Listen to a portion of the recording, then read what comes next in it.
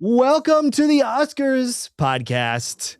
I want to say 9 years tradition. Oh my God, I think it was like 2017, 2018, maybe. Kurt, because we've been doing this through multiple different places you've lived and like multiple different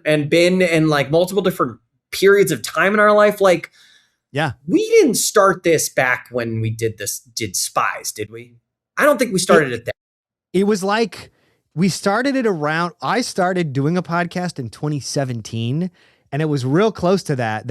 I think it might have been that year is the first year that we did an Oscars thing. Oh man, it'll be 10 years next year. I don't know if we've been. I don't know. Somebody check the math, but 10 years of movie talk, movie watching. It's crazy. You're one of my it's a great time. favorite. I mean, you're one of my favorite people just in general, but in terms of movie friends, I feel like we just speak a very similar language. And I know, I love watching movies with you because I feel like you are so, charitable is the wrong word, but you give every movie you watch like a good faith effort. Do you know what I mean?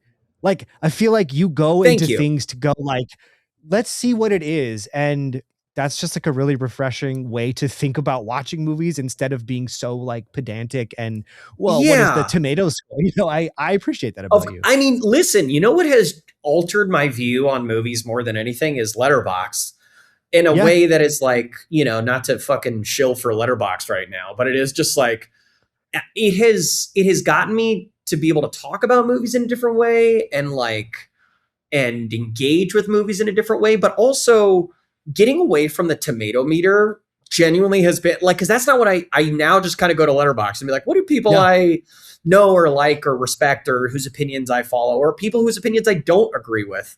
What do they say? It's like fun to follow a bunch of different people as opposed to like the way the aggregation happens on Rotten Tomatoes now, where I'm kind of like, I usually don't align with that at all anymore. I'm like, because it's so like movies are either 90% in the 90s or they're like 50. And I'm like, it's like so different than that and much more refined than that. So it's been fun. I love reading your reviews on Letterboxd are genuinely like great. Like, thank you. It's been it's fun to not written like a film critic, written like an artist in a really interesting. I like genuinely love reading your reviews. I have my list of like, what did this critic think? But like high up there is I'm like, I have to know what Joey thought of a movie. Thank you. I love to go to Friends. In my rankings I love to go to Friends and see what like a lot of like, it's fun having movie friends on Letterboxd too. Cause I'm like, I can like more accurately see it. It's fun when we don't align on things. Like, did you start writing more like review stuff this year? Or not even I wouldn't even call them reviews. They're sort of thoughts on movies, I think is a better way to say it. Since I really dug into Letterboxd at the end, like middle to end of last year, like not last year, 2024, like after getting home from Fringe, like September 2024 was when I really started to like actually write stuff on Letterboxd. And I frankly haven't written one for a movie that I saw like a week and a half ago. Did you see Nirvana, the band, the movie, the show yet? Dying to see it. I have not seen it. Oh my God, Kurt, I have a feeling my it's going to have movie of the year. Yeah, this is what I've heard, and I like it's so high up there to see it, and I just not. Oh my God! Yet, but I'm so excited to see it. It's like, to me, it's like on Hundreds of Beavers level of like, I can't believe they made this. How did they make this? This is like the most creative, wonderful thing I've ever seen. It really connects a lot to people who like grew up doing YouTube stuff and like cut their teeth doing YouTube in that realm. It's a joy. So that being said, I have the issue sometimes where I will watch a movie and I'll go, I want to talk about this. And then I'll sit on it. And then I'll start to write something and I'll go, no, it's not complete yet. And then I forget. So I have like multiple drafts in my notes of what was supposed to be a Letterboxd like thought on something. And then I just forget. But I don't know. I'm trying to be more intentional about how I like taking time to really reflect on something before I slap here's what I thought of it. Because a lot of times it changes over the next 2 or 3 days after watching. Yeah. And like, I feel like that is a way to do Letterboxd, is to like get out of the movie, rank it, and immediately like put a tweet-esque review on it. I think that's a way to do Letterboxd. And I'm like, it's just not how I engage with Letterboxd. And it's fun. Yeah. But boy, oh boy. Well, before we dive into the Oscar movies this year, just kind of a general question for you. I know we're well into 2026, but looking back on 2025, are there any like takeaways thematically, whether maybe it's experiences that you had in the theater? Are there any like through lines? Like, what is your sort of over, 100-foot view of what movies were in 2025? I will say for me, I felt it was one of the best years in ages, which is so baffling considering how in the year of our Lord 2026, so many things feels like. I just watched an interview with David Zaslav being like, what a year for Warner Brothers. And now I'm like, then why are you dismantling?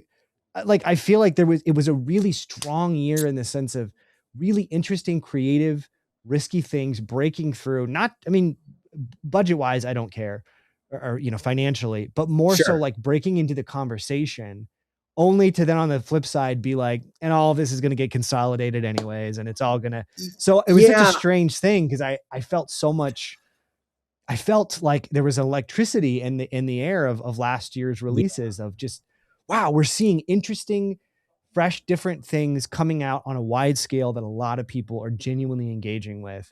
But yeah, any reflections on the year for you, 2025? Kind of the same thing. I mean, it is kind of contradictory being in this year and being like, oh wow, we like you said, we've had such a great year, but at the same time, it's about to maybe go away in a way that it hasn't in 100 years. So it's like there's part of this year that kind of feels like a swan song of like, this is it. This was the last big great year of movies. Didn't we love it? Which is weird, but also, I don't know. There's also a part of me that feels like maybe it's a because I think at the end of the day, you have studios like A24 and Neon and all these like studios that were kind of like a new indie wave that are now like maybe Paul Thomas Anderson's next movie, if Warner Brothers fucking goes under and doesn't become and gets David Ellison takes over at Paramount and goes like, we're only making right-wing movies. We're not making anything that, it's like maybe that would happen. Rush Hour. And you go, yeah, exactly. It's like, we're actually going to give Brett Ratner another job. And Mel Gibson gets a new franchise. And you're like, what? And maybe if that happens, then Paul Thomas Andersons of the world and the Zach Kregers of the world and the Ryan Cooglers, maybe like companies like A24 are going to be like, let's make the next small, cool indie movie like this. Because they're really building up and expanding. And then you still have like studios like the Universal, who it's like they're very auteur centered. They're very like Christopher Nolan is not going to leave Universal and Jordan Peele's not going to leave Universal, which is great. And the fact that Universal doesn't seem like they're at risk of being swallowed up by something at the moment. It is so strange in particular last year that we have Weapons, One Battle, and Sinners all coming out of Warner Brothers in an unprecedented, like if you look at just objectively who crushed it last year, you go Warner Brothers greenlit and produced just banger after banger that were all, I mean, I believe One Battle maybe didn't quite do as well financially, whatever. But it's the biggest Paul Thomas Anderson movie. Yeah. Genuinely hits. And it's that's what's so surreal to go into the year being like, wow, Warner Brothers killed it. And now it's all that is the sort of elephant. Minecraft. I think Minecraft was a Warner Brothers movie. And you're like, holy massive shit. Movie.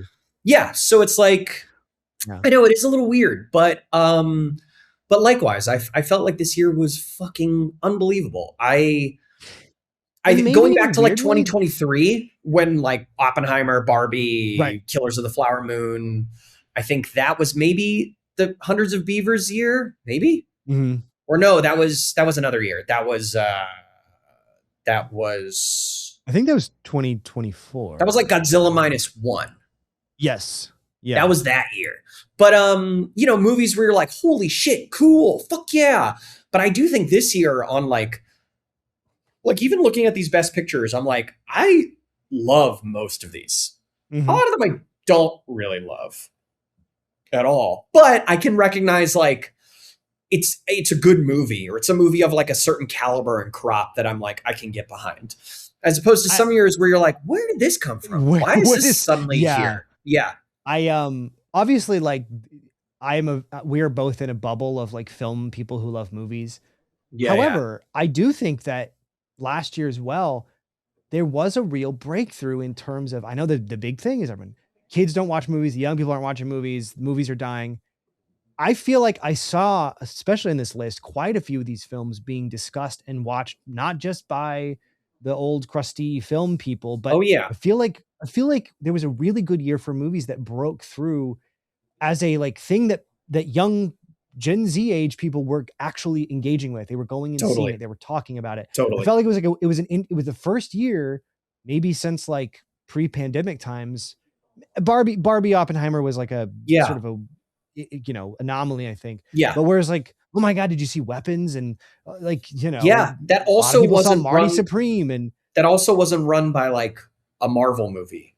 Right. You know, it's like there wasn't really, like yeah. Pre-pandemic, it's like you think about 2019, you're like, 2019 was Endgame, Rise of the Skywalker. It's like all these movies that you're like the huge franchises kind of coming to a culmination. And like, as much as I love those movies, it's like I'll still go see fucking every Marvel movie. And it's like, I thought Superman was excellent this year. I like loved Superman. I was much more, I also really liked Thunderbolts. I was much more wishy-washy on Fantastic Four. But it's like, it is cool to see that those movies, while still having like a cultural impact, aren't what the entire fucking industry feels like they need to hinge upon right now, which is good. You know, to get younger audiences interested in movies, like they will show up. They will show up. Like that's the big takeaway of like these kids won't show up unless it's, you know, Minecraft or Marvel. Like, no, they showed up. I mean, you know, they'll show up. Sinners was an absolute hit. So many people I know that just don't even go to movies have seen Sinners and engaged with it.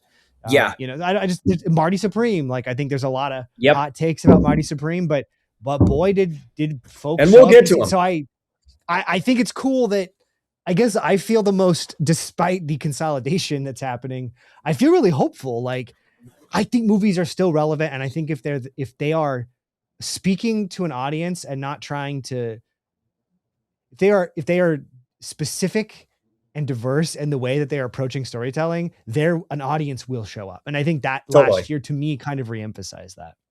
Totally. Which is good. I'm so sick of people saying movies are dead. I don't think they are. Yeah. That's my takeaway. I also think there's been so much like auteur empowerment in the last like 10 years, you know, where it's like you know, looking at the top movies, you're like, One Battle and Sinners are both writer-director movies.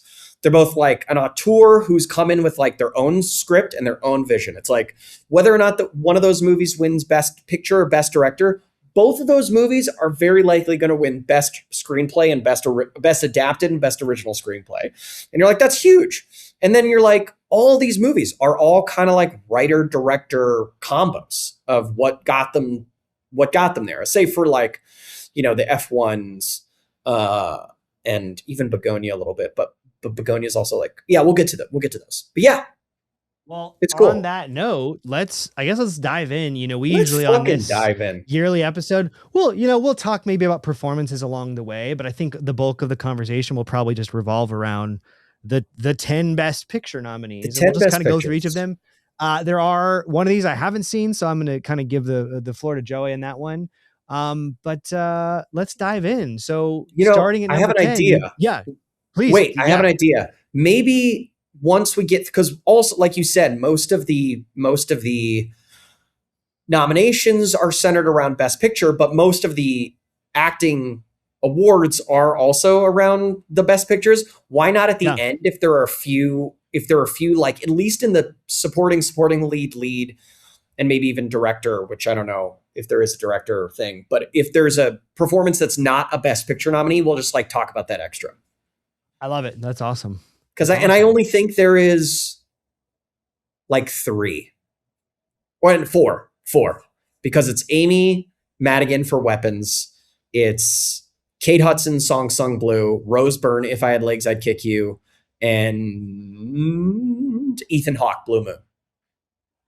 Right. The only ones Okay, that like yeah. aren't best. So maybe we'll do a small touch on those at the end. Yeah. I love that. That's perfect. Okay, sorry, you can do your official intro No, now. no, you're great. No, it's Cut perfect. that. You cut it.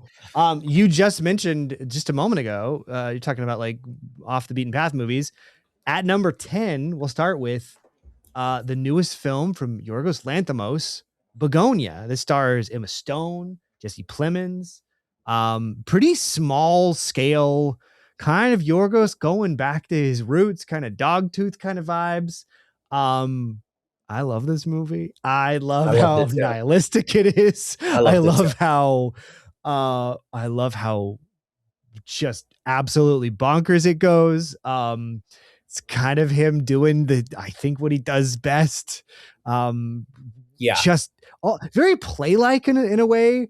A huge part of why I love it. One location, like three or four central people revolving around this like one location, like really good. Letting the camera linger and just being with these people in these moments. This movie rules. I loved it. I was shocked how many people I thought because it's such a strange, off-putting, upsetting movie in many ways. I was like, I don't think, because we saw Kinds of Kindness and I loved it. And everybody I knew was like, no, not for me. And I figured like Begonia would go that weirdo. Way. Me too. I like when he's kind of a sicko and a weirdo. I think that's actually pretty fun. What are your thoughts on Begonia? Oh man, I love Begonia. It's currently number 28th on my Letterboxd Best of 2025, which may seem low, but it's pretty high up there with the rest of the nominees for Best Picture. I didn't realize. Well, I think I might have known going in. This is a reboot, essentially a soft reboot of I think a South Korean film. Obviously not North Korean film. It's a South Korean film. It's not, we're not rebooting North Korean movies if they have any.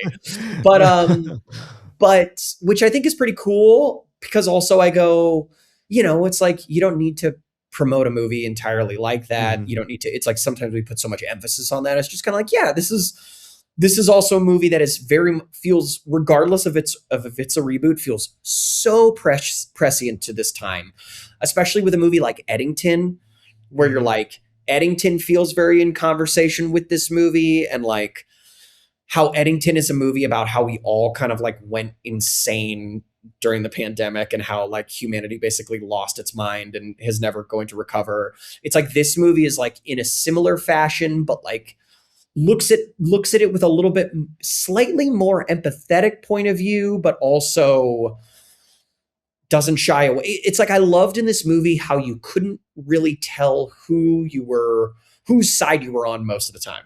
I showed it to Lauren semi-recently when I was like, oh, you got to watch Begonia. It's on Peacock now.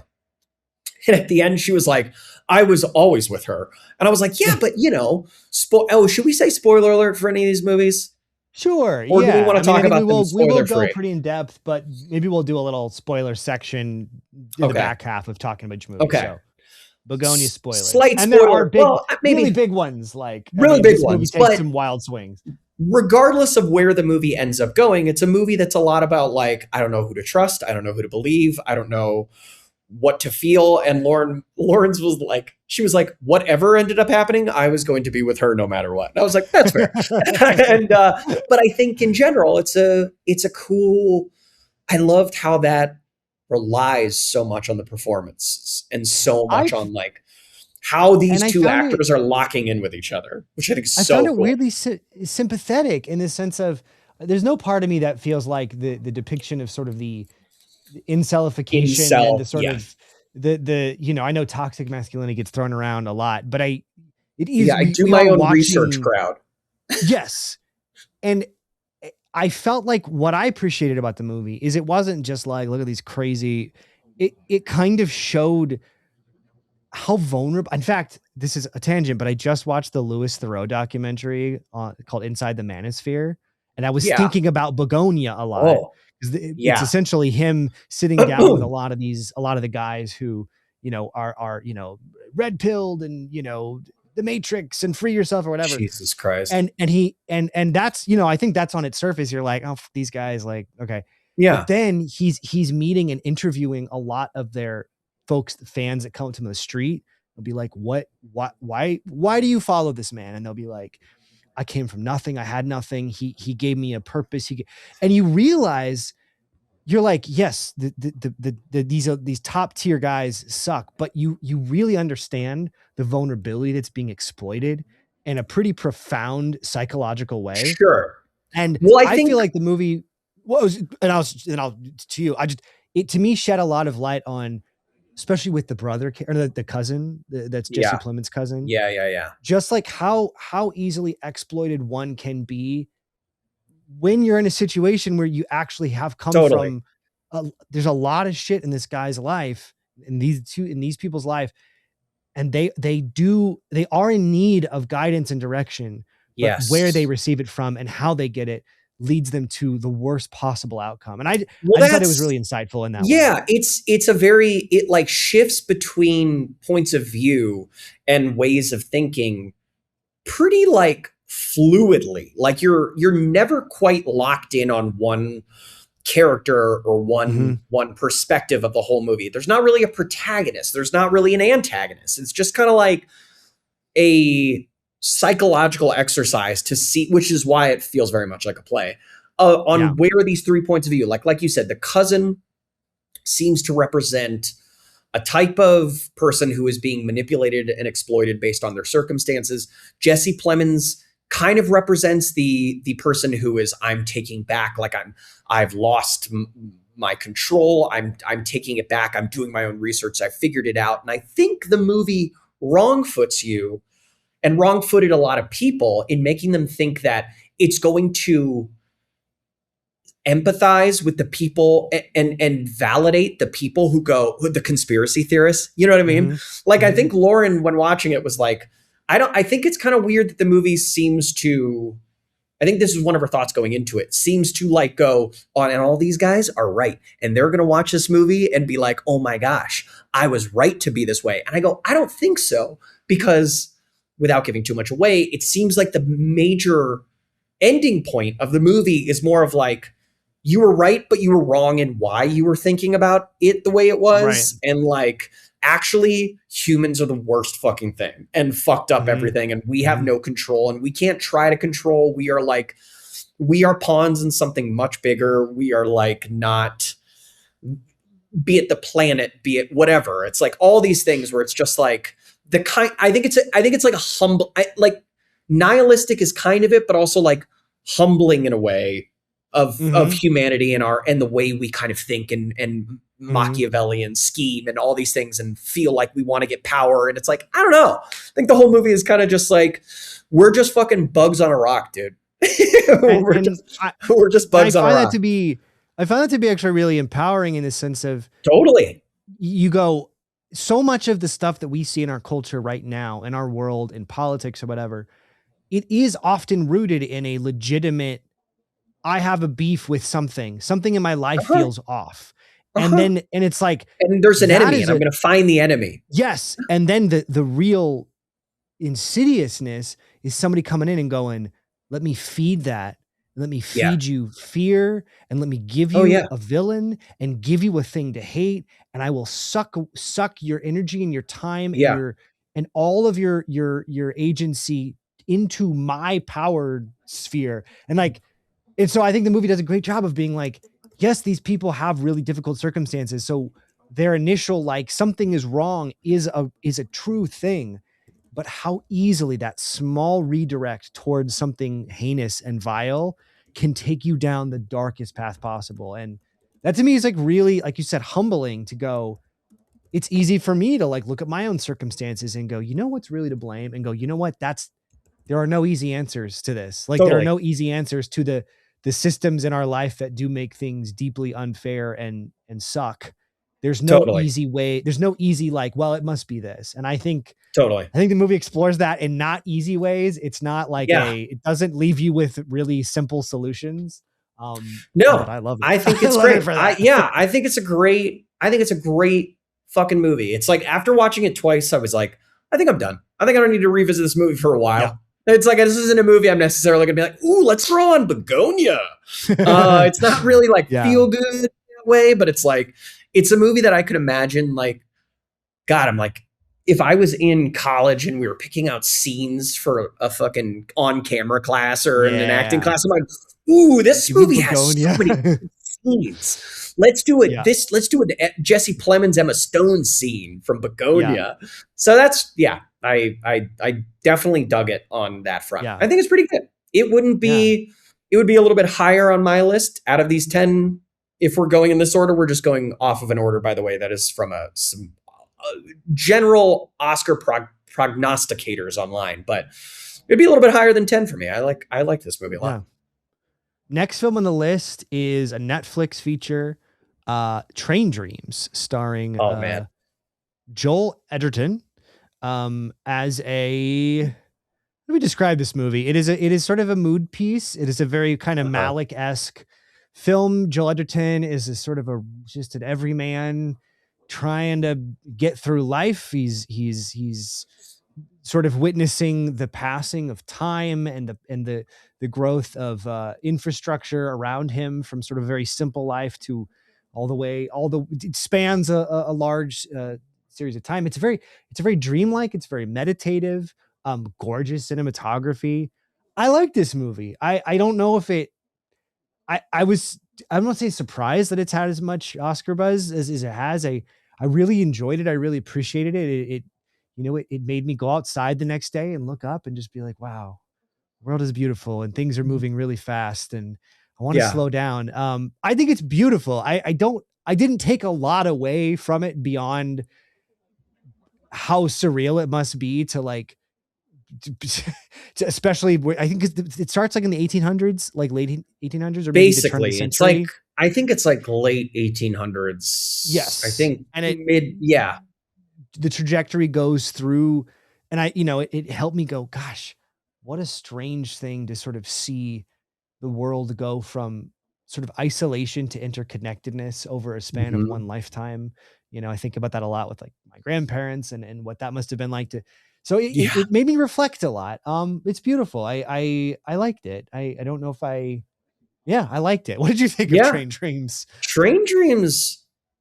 Now I have a question for you. Did you see this movie on Netflix or did you see it in theaters? I saw it on Netflix. I feel like I would have loved to see it in theaters. I also really was annoyed by the 4:3 aspect ratio. On Netflix. I was like, if you're going to film gorgeous, lush landscapes, make it 16:9. I want to see the whole thing. That was just an annoying thing for me, I got to see this movie in theaters. I saw it at the Laemmle Royale, which is like on the West Side Theater over there. I loved this movie. This movie's in my top 10 of the year. It's number 9 for me, which is pretty crazy. But I loved this movie. This movie kind of surprised me because I'm not much of a Terrence Malick guy, and I could definitely feel those inspirations in making it. I think something about what's his name? Who was the guy Will Patton, who was the actor who's like a character actor you may have seen a lot of places, who did the voiceover, who essentially did the voiceover with it. This is a movie that's based on a novella, like a short novella apparently. So a lot of the narration kind of helps tie together that book-esque perspective that you would get in a movie. And it just this movie just really swept me up. I got so fucking emotional. And something I've heard a couple people mention that also, I mean, I love Joel Edgerton. He's one of those guys that is kind of sneaky good in everything I see him in. I totally agree. And doesn't get enough credit, but I'm he's fucking sneaky good. And when he's in really good stuff, did you ever see that movie, The Gift, with him and yes, it's great. Jason Bateman? He's also in an Apple TV show that nobody watched called Dark Matter. And I thought he was incredible in that show. I never finished it because I read the book and I remember being oh, I know where this is going. But he was excellent in it.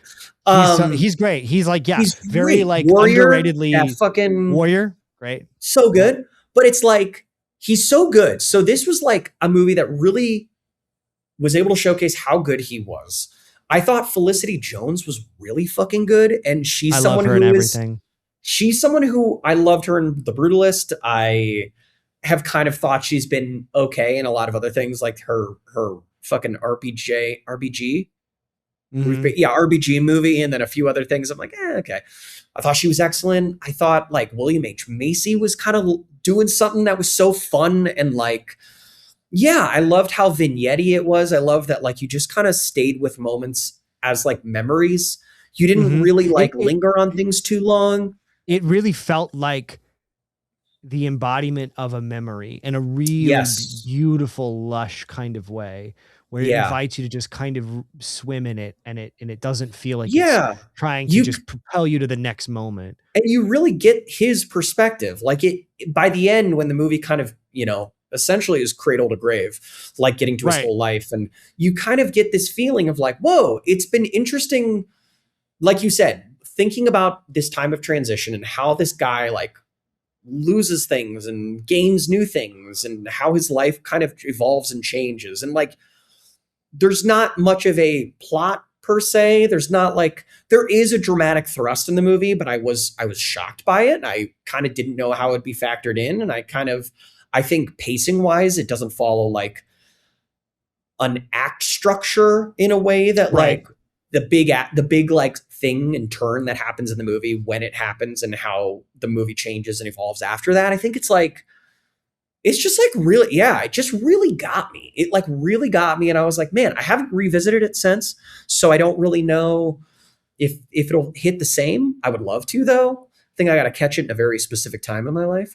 I would um, love to see it in theaters, because I feel like my biggest sort of positive is it is such a sensorial, experiential thing, and I'm yes, really yes, in a stage recently in the last like 6 months, been really craving movies that are more sensorial and less of yeah, a give me what is the plot, what's the totally. setup, A what's the movie that payoff. can make you feel something goes a lot Hmm. longer in my book than a movie that I'm like, and listen, when a movie is like tightly put together and is like crafted really well, that also brings me joy as well. Absolutely, There are plenty of movies absolutely. like you think of like the Knives Out movies where I'm like, yeah, these movies Yeah. are like such a good machine that I like them for that reason. But it's like, and on occasion really make me feel something wonderful. But it's like, yeah, this is a movie where I'm like, I really am embracing what this movie is doing for me on a Do you know sensory level. what it reminds me of is the feeling I get sometimes, and your life is so our life, modern life is so chaotic and hectic, and we spend so much of our life engaging with things digitally and making things for a digital space and Totally. whatever. Like when I go to like Joshua Tree and I'm like Totally. in the middle of the desert and I look up at the stars and I feel Yeah. this terror and peace of how vast the universe is, how small Yeah. I am.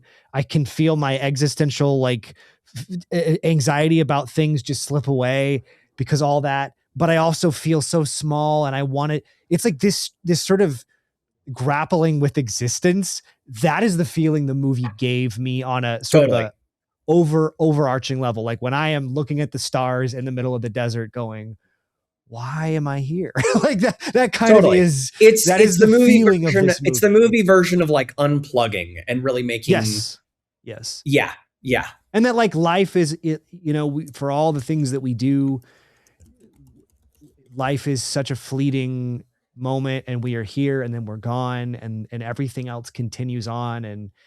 And that still is meaningful to just exist in it. And, Yeah. yeah. Again, kind of. I Yeah. mean, not like Begonia at all, but no simple answers. No, like, No. and that's the meaning of life, kid. It's like it No. is. It's It is like bafflingly larger, and you are such a finite speck in the scheme of things, and yet you still feel and things meet. Or yeah, it's that questioning of just what is reality and my place in it. And I think that's worth thinking about. I think it's yeah.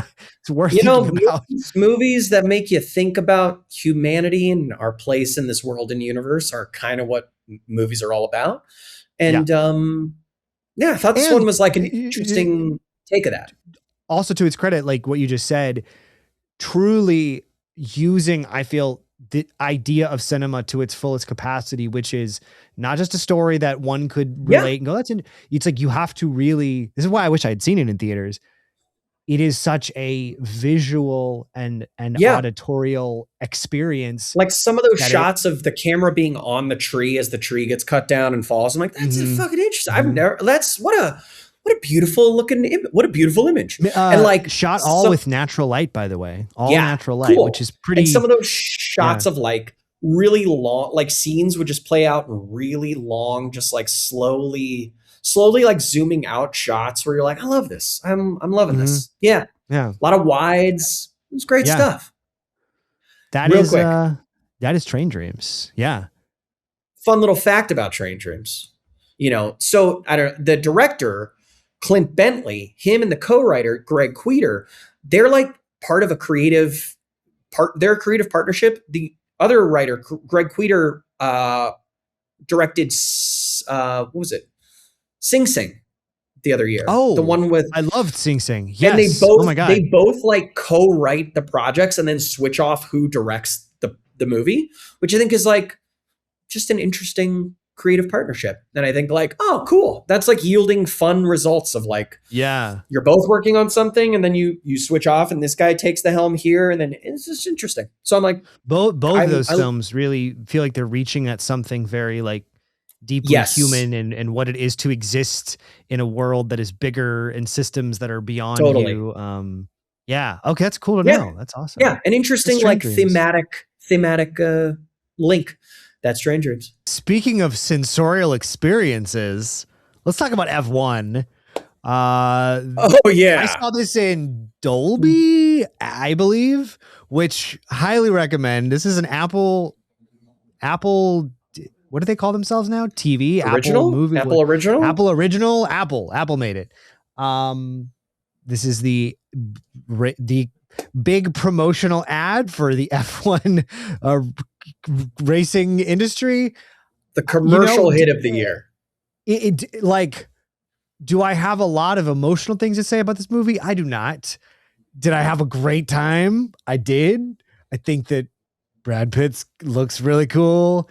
The racing stuff, Joseph Kosinski, who did Top Gun, the man knows how to strap cameras to large machines that move fast and somehow make it look like you're in the machine, which apparently like is something that I don't understand the full logistics of it, but they pioneered a lot of the way they shot this movie was not feasible until they came up with ways to do it. It feels like you're in the car. It feels incredibly dangerous and incredibly kinetic. The story is kind of we've seen one of these before. We've seen an old guy coming.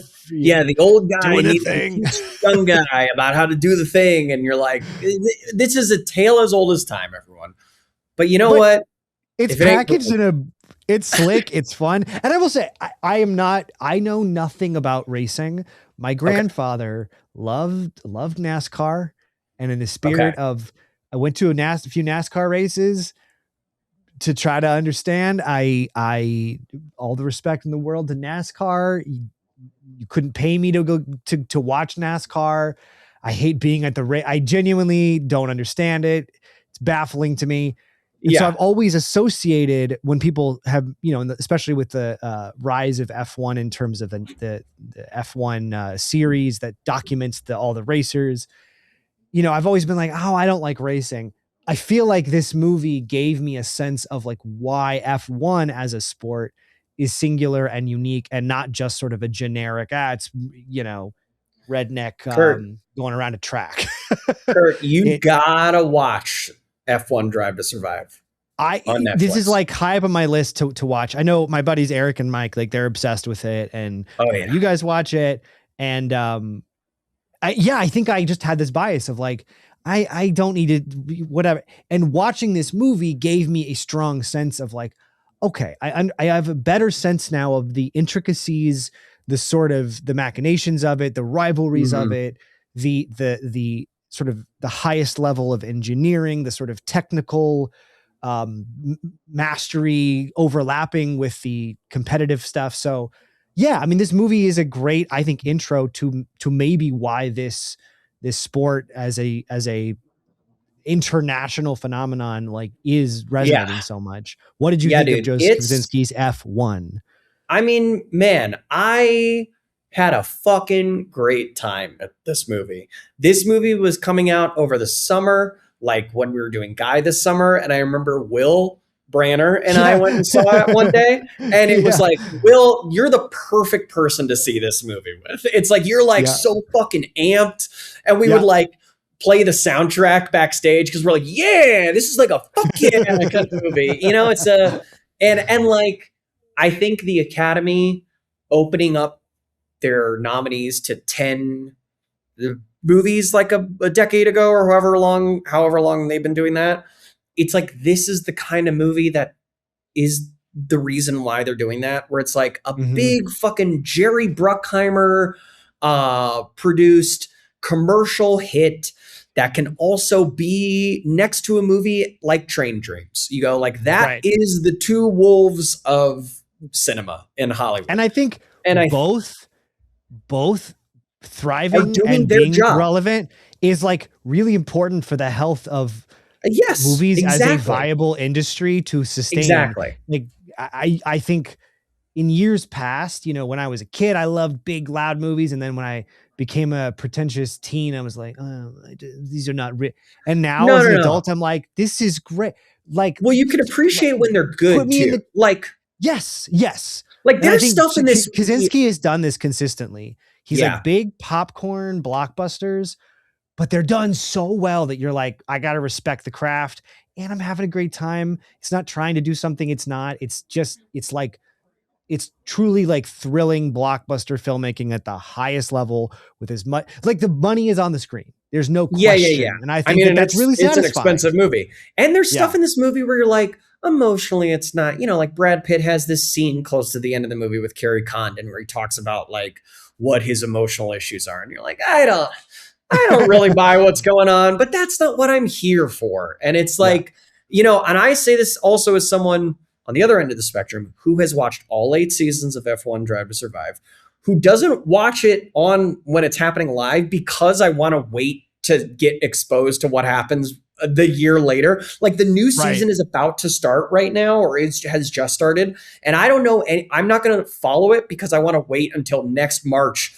when the series comes out again to experience the whole thing. I guess I don't want spoilers all year for what happens in the regular season, but it's like, you know, and this is a show too that like Lauren also loves. And Lauren's someone who famously doesn't care about men's sports, especially. And driving is kind of like, what? I don't care. And it's like, she's so locked in. And I think, you know, a lot of this, you're like, these are the most beautiful men you've ever seen in the entire world. They are like, it's also like, because it's so not American, it's so like international and worldly. And like, they're going to all these crazy, they're in Monaco and all these cool places. You're like, this is kind of the closest thing to like James Bond sports that I can experience. And it's just like, yeah, there is just so much natural drama. And like, I had the extra added joy when watching this movie of being like, there's my guy. There's Charles Leclerc. There he is. Oh my God. And there he is. There's the fucking, what's his fucking name? Oh my God. Cut this. No. Lewis Hamilton, you know, and like all these people were like, yes, here we go. So that was an extra joy. And yeah, it's just like, sometimes you need to see cars go fast. And when cars go fast, it's cool to see cars go fast sometimes. I mean, I know we joke kind of like the comparison between this and Train Dreams, but I mean, on a similar wavelength, it is again, like why movies are a singularly cool medium in that I've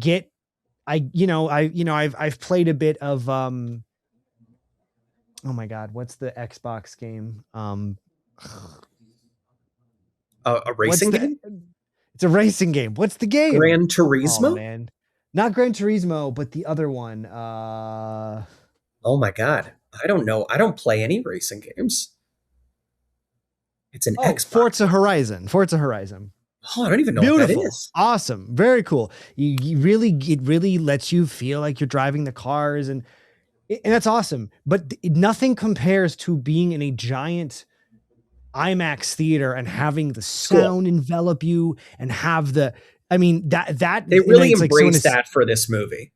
Yes. In a similar way that Train Dreams sort of envelops you in nature It's like cinema has this unique ability to transport you into a world that you are likely never going to get to sit in an F1 car and drive it and go, Yeah. I'm never going to fly an F-16, but Joseph Kosinski made me feel like, I think I kind of had that experience. That is like, cool. That is worthwhile. And I love that Kosinski's doing this too, because I think you go, these kind of films succeeding are essential to the other smaller stuff having a voice as well. And totally, it feels like Kosinski really is like elevate. Yeah. And on a business sense, it's nice that this was an Apple movie that also got a huge wide release and like did very well in the box office that would hopefully like encourage a streamer like Apple to keep movies in theaters, because it's like, yes, exactly. Like I remember when this was this was like announced as an Apple movie, and I was like, oh no, I'm going to have to watch this on fucking my Roku TV. And then it was like in theaters the entire summer. And I was like, fuck yeah. It did really well. And that too. And you know, it just kind of makes you go like, guys, streamers, you're leaving money on the table by like not producing these movies and allowing them to like have theatrical release. You're like you're leaving money on the table. So isn't that what you want, to make a fucking buttload of money? So let it happen, because people go. Yeah, it was great. F1. I think I went this year on the 4th of July was when Will and I saw it. Yeah. And I was like, and that was the only time in the last many years that I've ever been like, America! That's the only time. And I will never feel that ever again. And I won't feel it ever again. While watching a movie about like international.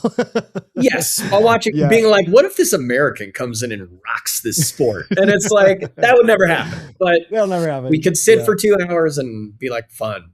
But yeah. The next film on the list is probably, I would say, the most obscure of all the films, in the sense of probably the least amount of people have seen it. It is a dense movie rooted in a lot of historical context. This is The Secret Agent, which sounds like a very thrilling, pulpy kind of thing. I would say it's not that. No. This is starring Wagner Moura, who's I love, by the way. He's just a phenomenal actor. But this is it's a historical film about it's a lot of Brazilian history and revolution and various things. It's good. It's interesting. It's lush. It's beautiful.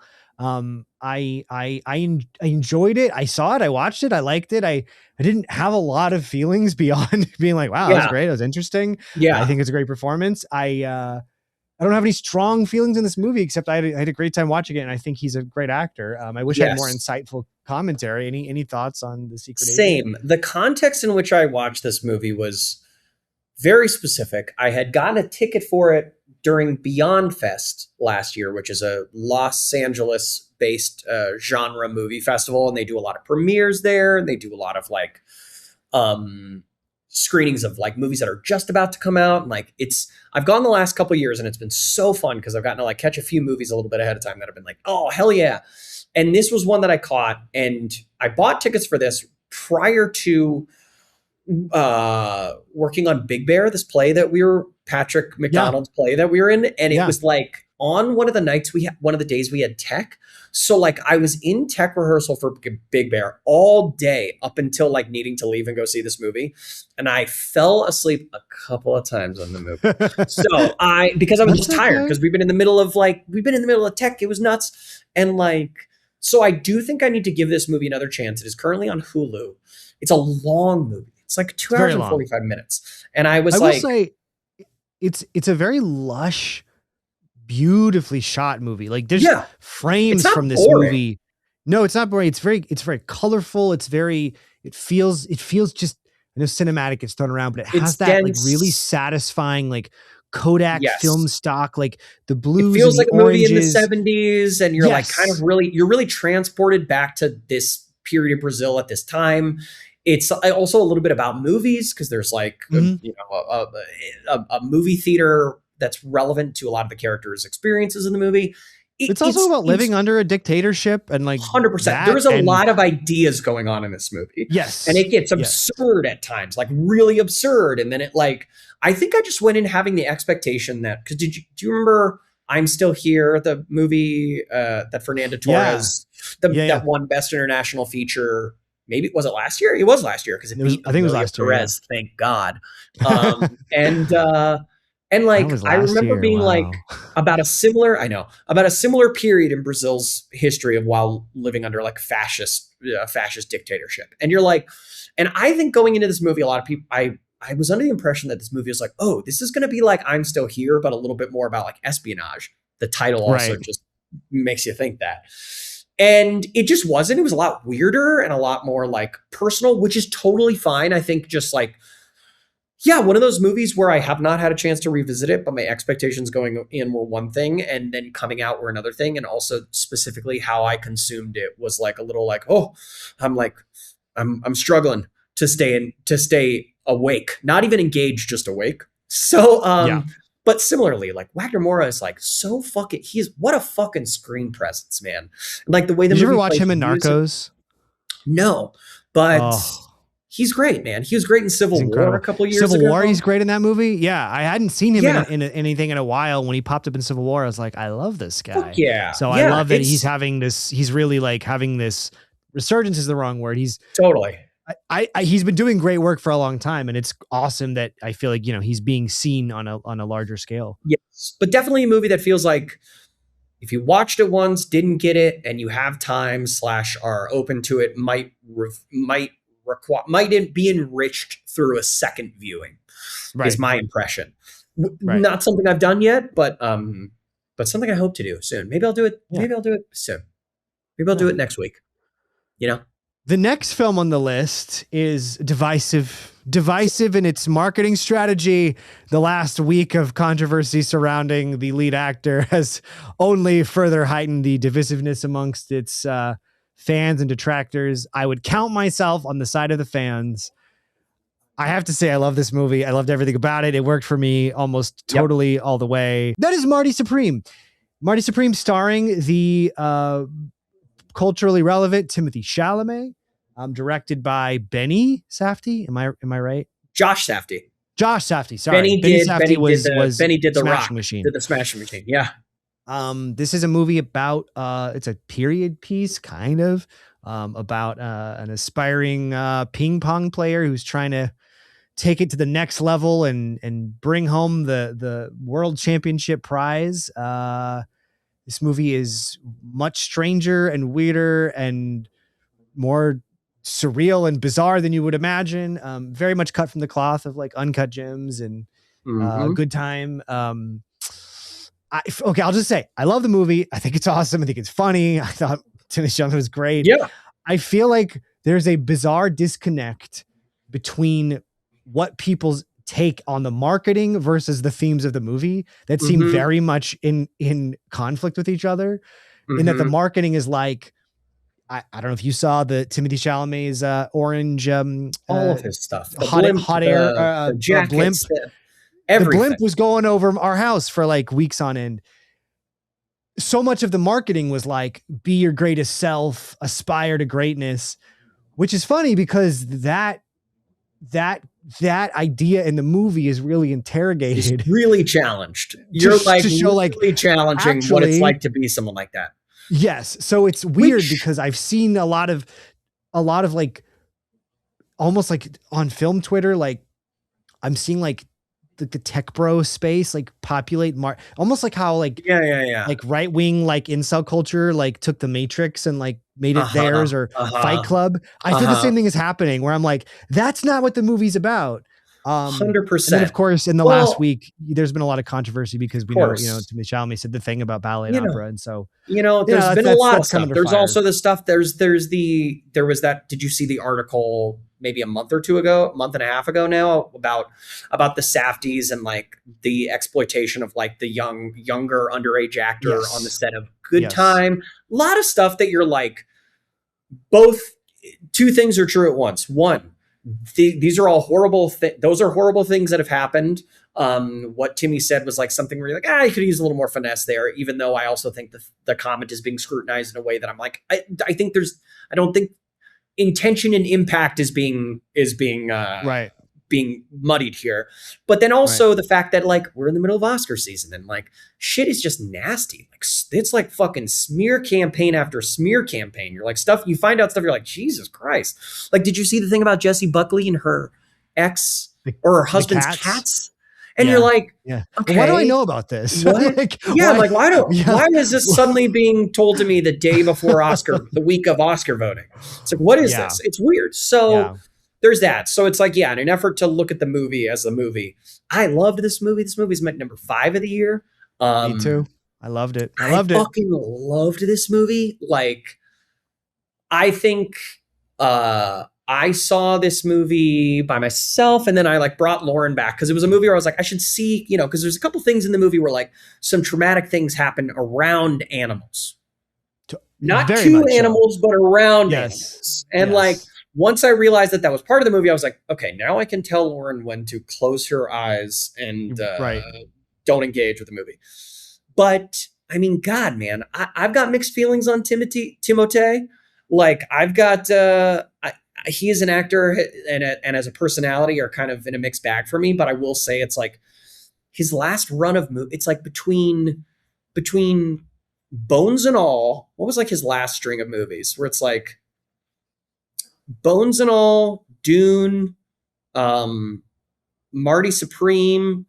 I'm like, even Complete Unknown. I'm like, dude, he's fucking locked in. I did not like Wonka. I thought Wonka was a travesty. And it's like, but I understand. I'm like, I understand why you did it. And also you made a shitload of money, which makes sense. So I'm like, he's an interesting person that is like both celebrity and actor. And like some people are kind of either or, and he's like someone who's trying to be the best at both.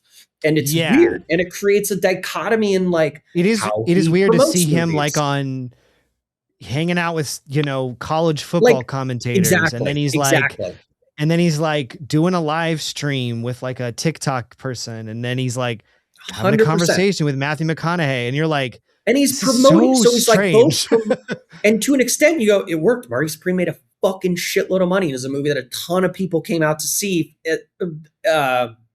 And it's an original period sports drama about ping pong. It's like, that's weird. That's crazy that it did really well in a good way. But, but when you just purely take it as an actor, I'm like, fuck, man, you fucking rocked in this movie. It's like, especially for a movie too, where talking about a lot of the lead performances where it's like, you have this whole movie on your back. Like the whole movie rests on whether or not you're good in this movie and whether or not you can like sustain under the pressure. And he's like delivering something that is so blindly confident and like so borderline delusional. But then when you see it pay off and work, you're like, God, this is such a specific type of person that, especially in the entertainment industry and how we work as actors, you're like, God, I know so many people like this. It's crazy. That visceral reaction of like, I know these I'm good. I'm the best. I know this. It's going to work out. It's totally fine. Don't worry about it. Yeah, it's good. It's good. We're actually got something going. And then like, it's constantly hustling. You're like, oh my God, this is a real person. And like, I think, that is kind of undeniable. And the fact that it needs to rest on his shoulders is kind of like a testament to how well the movie works, because you're like, I find the themes so interesting too, because as this character who has so much bravado and, just posturing through his life, it's like so much of what he's doing is like incompetent and rooted in like very little evidence of that, but the belief itself wills him through so much. But what I love is that the movie also, I feel, and this is where I've had disagreements with people, was they're like, the movie just glorifies bad behavior. I fundamentally do not understand that. Doesn't. No, it doesn't. What it really highlighted was the destructive wake that this like unbridled ambition at all costs leaves. And I feel like it won't spoil the movie, but I will say at the end of the movie, there to me is a very specific moment at the very end which is to some extent a reckoning of like, what have I done? And I know there's a controversy of like, he doesn't get his comeuppance, nothing bad. And I go, the movie is about him realizing how vapid and empty the pursuit of all of this for me and again has been. Without spoilers, it's like, it's a real movie of like, no matter how much power and control you think you have, you don't. It's not up to you. It's like there are always going to be like people who are fucking richer than you, who have more established Kevin O'Leary's in the world.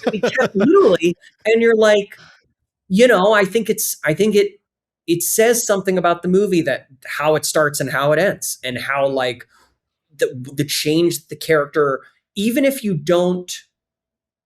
I think what's cool is that the movie really reserves its last big emotional twist and turn for the character to the last second. Like the last moment. It's the last scene. The last moment of the movie. And I think that's fantastic. I think it's like, it's not how a lot of movies, it's not like, again, it's not traditional. It's not like, and then they're going to learn something in third act, and then they're going to get the denouement where they talk through and work through everything, and you see how they've changed. It's like, nope, it is a movie where till the very end, you're like, and I think his performance matches that choice by being like, oh, you literally watch it wash all over him, which is, I think, unbelievable. And I think the music is fucking good. I think all the like like the anachronistic 80s music, needle drops fucking rock. It's like, that is right in my pocket of shit I like. And like, I also love the score being this kind of synthy, like, I fucking loved it. I love that shit. With not showing me that sort of the classical, like, synthesis of my, I had my thesis, my antithesis, I came to this big epiphany, and now I'm trying to it allows me to imagine what that might be, which then leaves the character very alive in my head of like, oh my God, and then what? I think I have all these ideas of like what happened after. And I love that. I love the movie is not like, and let me show you exactly the fallout of his choices. Because you're not seeing his whole life. You're seeing this moment in his life that has been built up the whole movie as the biggest thing in his life. And you go, maybe that isn't the biggest thing in his life. Maybe this is not the biggest thing. Maybe the whole thing we thought was the journey of this character's life and his purpose is not his purpose, which is crazy, which is like a cool thing to do. And I relate to that a lot in my own life. Sometimes I go, I hope 100%. I'm not that destructive, but I relate to that feeling internally of like, I gotta, and then seeing somebody else and being able to sort of look at it from a third person perspective and go, wait a minute, maybe the things that I am convinced are the most important things in my life really aren't. And man, I loved it. And it's been strange to see the takeaway that I've talked to a lot of people is like, that guy's an asshole, and the movie sort of just glorifies another movie glorifying asshole behavior. This is the fucking Wolf of Wall Street thing all over again. You're like, guys, I feel insane because I go, what movie did we watched two wildly different movies? But part of that is because there's been this adoption of some of the Marty Supreme marketing into like I'll see like a tweet that's like, trade picks, sign up for our like crypto trade newsletter, and they're using like Marty Supreme like gifts, and it's like that when they're glomming on to the worst part of it without any of the context. So anyway, it's I feel you, Marty Supreme. I feel you, Marty Supreme. And I just like the pacing. I like the way I like the way that movie moves. It's just like, for a movie that's going to be that long, I'm like, this movie has to feel like you're never slowing down, and that goes a long way for me on a purely technical basis. Loved it. Love Marty Supreme. The next movie on our list is Guillermo del Toro's Frankenstein.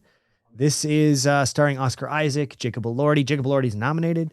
I think this movie's beautiful. I love the fact that Guillermo I love that he shoots things massively wide. Some of these shots are just composed in these wide shots where just the intricacy of every aspect of the production design is beautiful. He really wants you to see it. Yeah, it is strange because some of the shots feel almost fake, but I know he's so adamant about not doing things.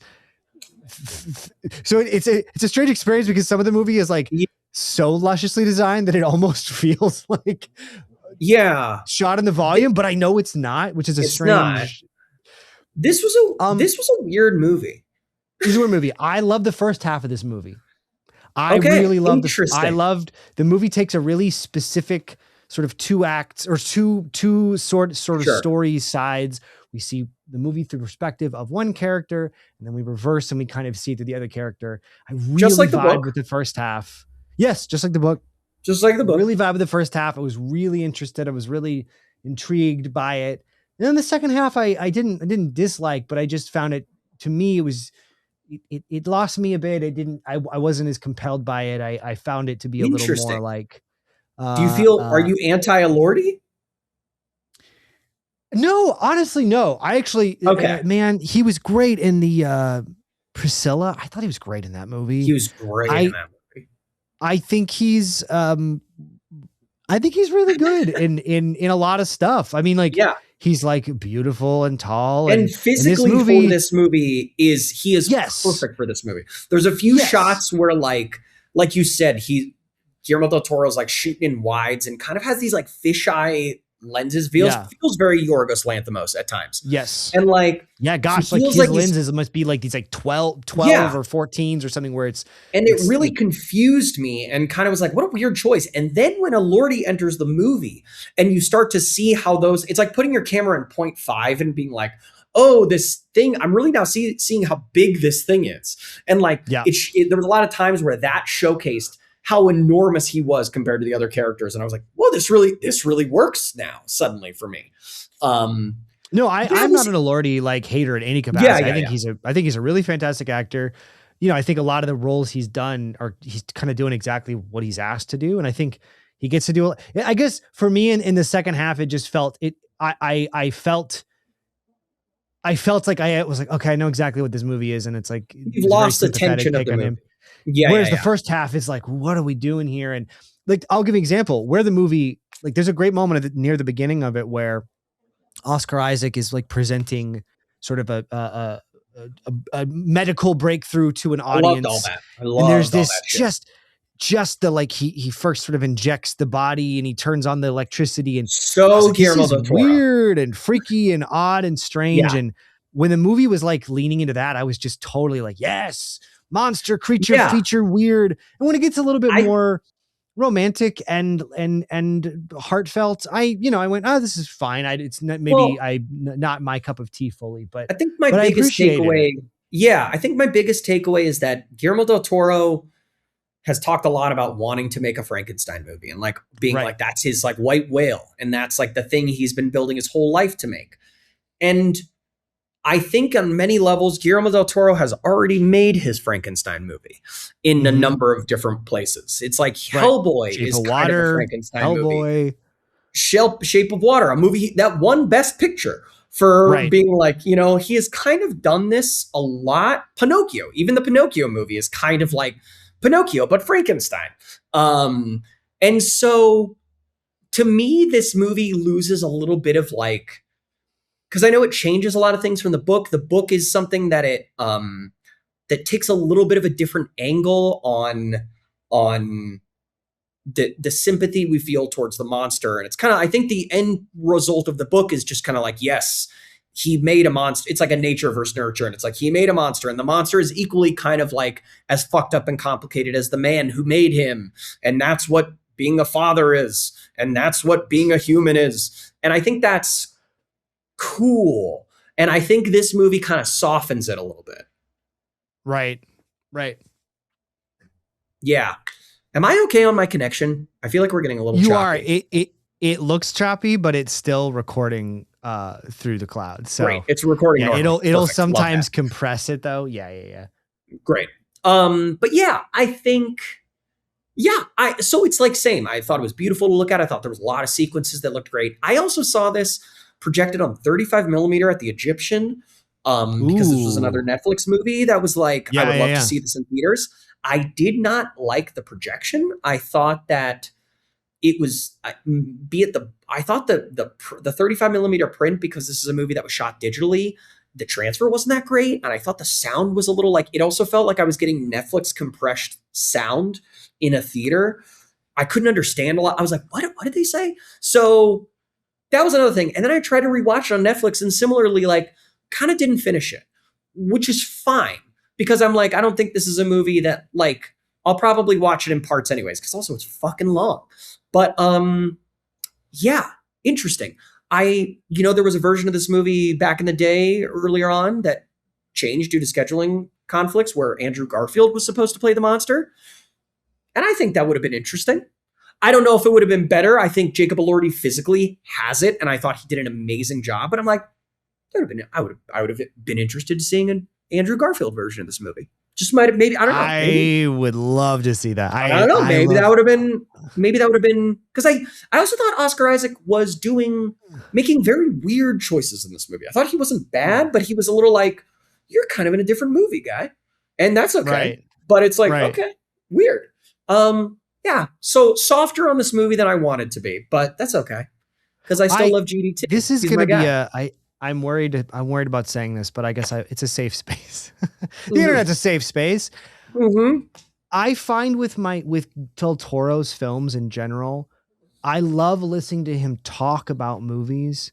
Yes. Maybe a little bit more than I love the movies he makes. Like, sure. I love this.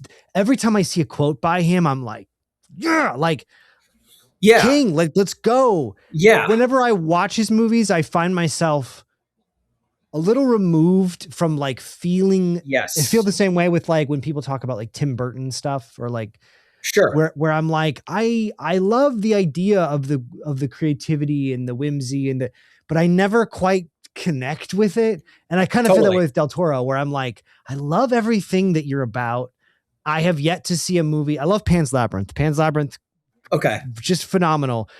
Because I feel like it actually feels genuinely kind of creepy and scary, but I'm like, sure. For being a guy who loves monsters, for being a guy who loves monsters, I've just like never once felt any horror or tension in a Del Toro movie. I would love to see that.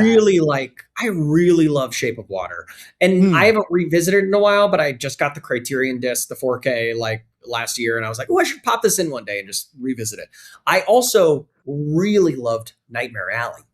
Like, Nightmare Alley's great, actually. That was a great movie. Because Nightmare Alley is like one of the only movies that doesn't really have a supernatural bent.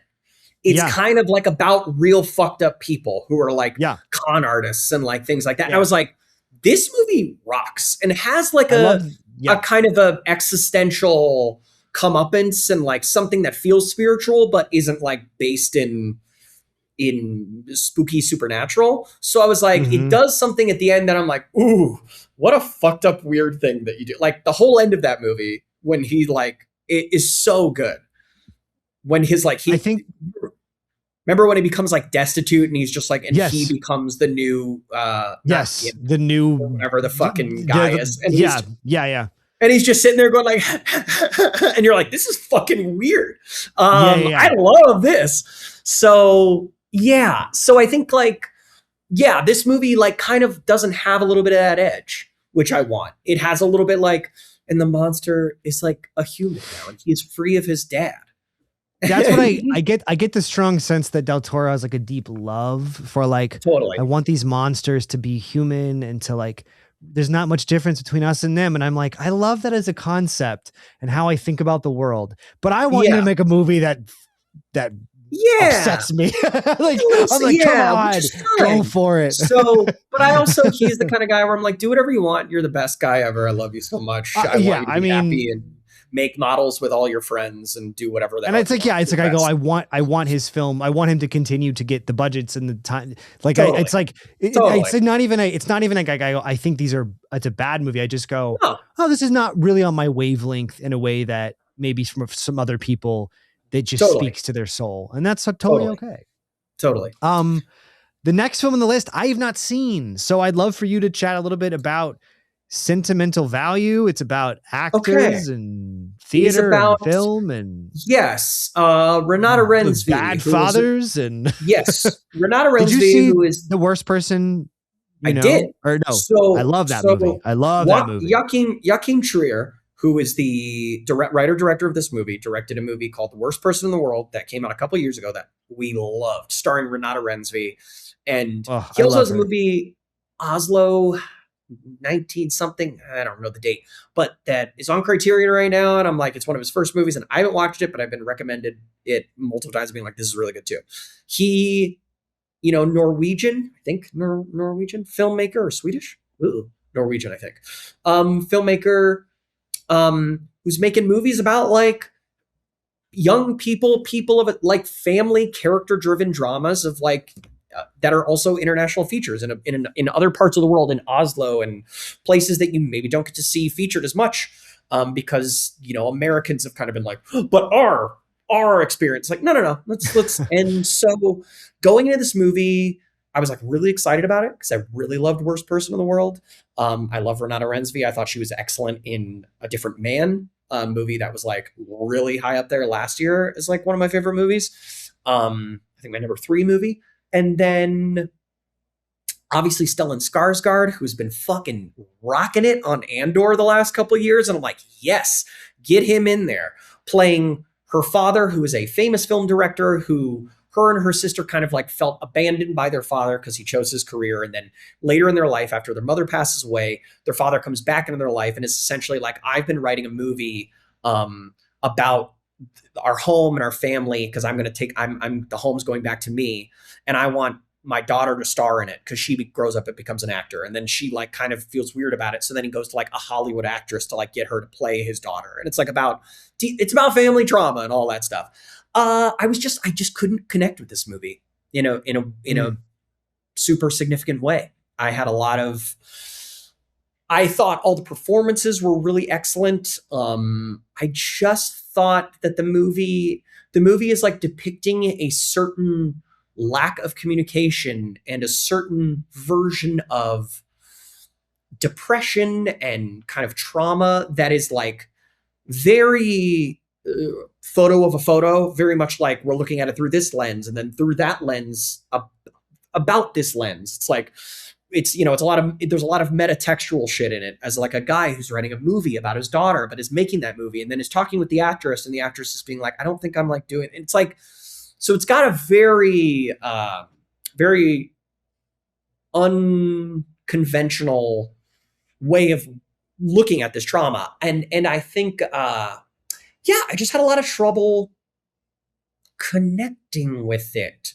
I thought the performances were pretty good. It lacked like an energy to it that Worst Person in the World had, that I felt like so much energy. So much energy. And it's like, and granted, that's what that movie's about. That movie's about someone who is kind of like a wild child, like a person who is like an infinite youth needing to like eventually get grounded in a similar way like Marty Supreme is, Right. And this movie was just about a totally different type of relationship that, listen, movies are all about like experience something that is not something you've experienced, like get brought into a world that is not your world and like feel that. But at the same time, I just had a lot of trouble connecting with it. And so, ultimately kind of like similar to Frankenstein in some ways, but I like Frankenstein a little bit better because visually it's just kind of like, wow. But I was like, I really thought I was going to love this movie. And I was just kind of, it didn't work for me in a big way. We are down to the last 3. These are the last 3 movies in terms of rankings of like maybe what people have percentage wise, maybe might win Best Picture, whatever. We'll start with number 3. This is Chloe Zhao's Hamnet. I'll just say I'm a huge Chloe Zhao fan. I love Nomadland. What was the one she did about the horse? The Rider? Is that what it's called? The Rider. I loved it. I felt in sort of the way you felt about Sentimental Value. I felt very removed from this film, where I was watching it and I was like, incredible acting, gorgeous naturalistic cinematography. It's about grief. It's about processing grief and channeling that. I don't believe anything I'm watching. And it was a strange experience because a lot of people that I have seen this, that I talked to, were like, I was an absolute mess. I was a wreck. I was unwell. David Ehrlich, it's like, this is his like favorite movie of the last, that's not saying much. David Ehrlich and I frequently don't see eye to eye. But a lot of people that I trust were like, just destroyed me, and I just kind of did not feel anything. And I'm curious if it was me. I don't know. I'm very confused and conflicted about this. It wasn't just you. It wasn't just you. Okay. I similarly saw this movie, and it is kind of like, I will say off the bat that there are some parts of this movie and some moments,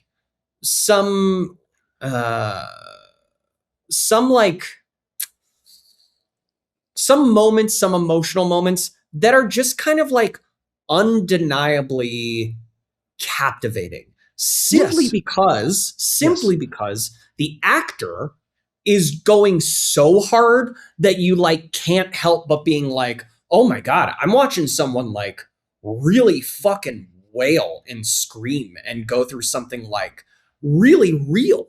And you just kind of, it's arresting. That's what I was going to say. It's like arresting how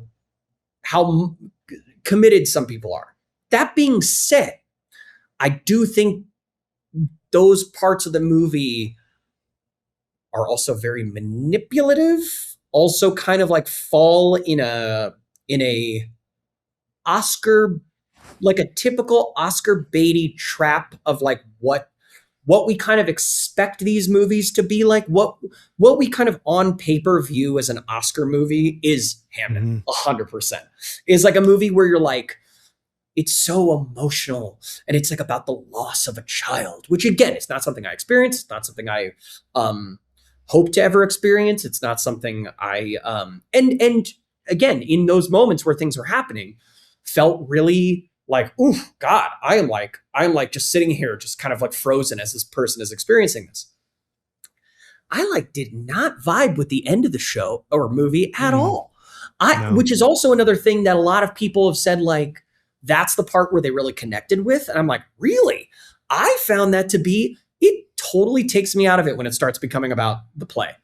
like I totally also took me out of it. And maybe it's my own sort of bias of like doing theater and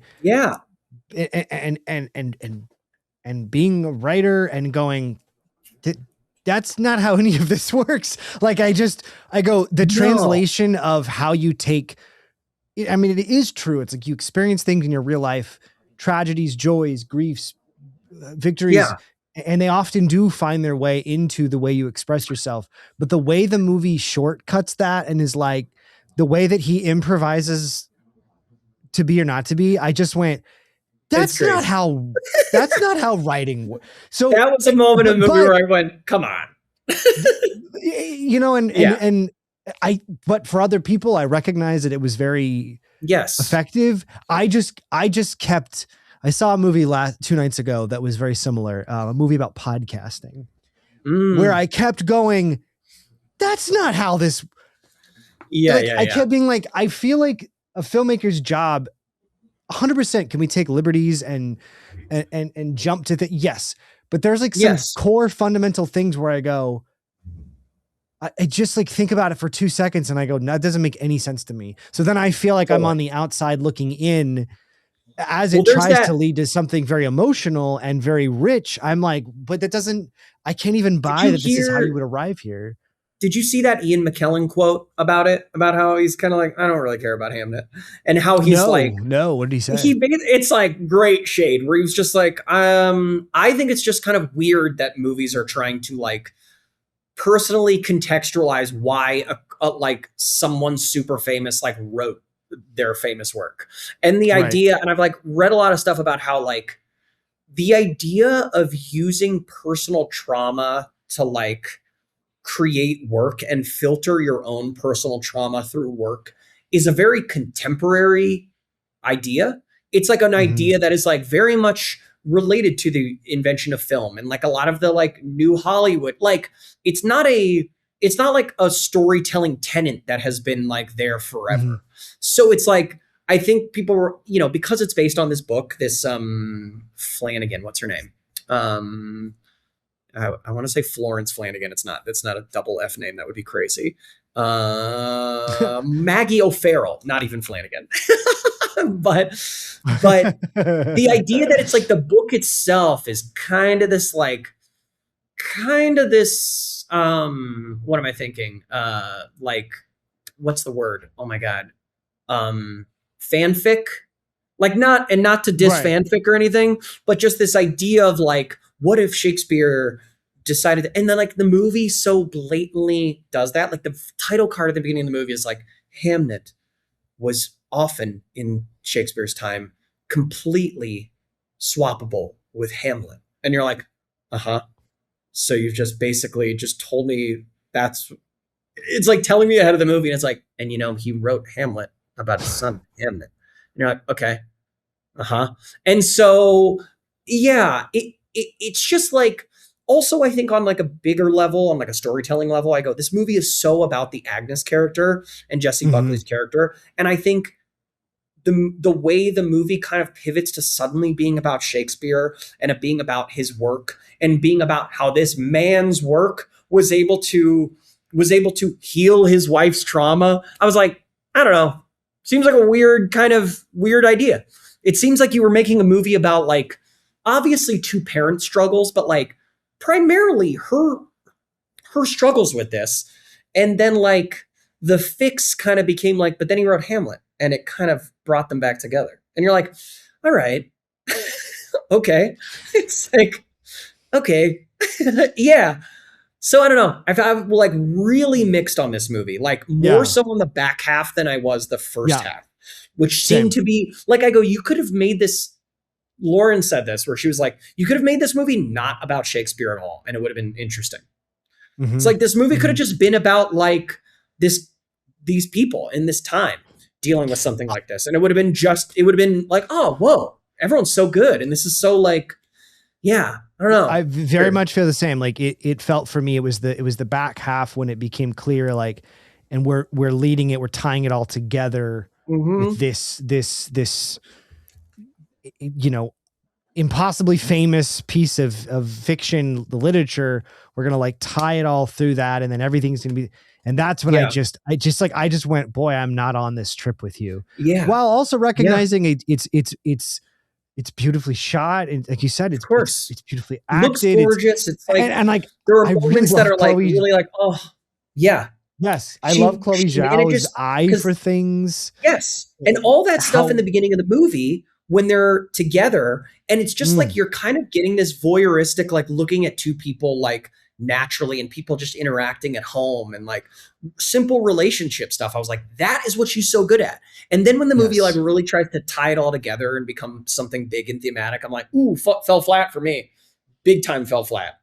Which is interesting because I feel like her previous films, I mean, Eternals, like notwithstanding, it's like a Marvel movie, but her other films really don't. They really don't try to tie it together. It feels documentarian in a way. And so yeah, I just, I fully recognize it. I've had some people even say like, maybe it really wasn't meant for you or made for you, and maybe you're outside the experience. And I go, totally, super valid.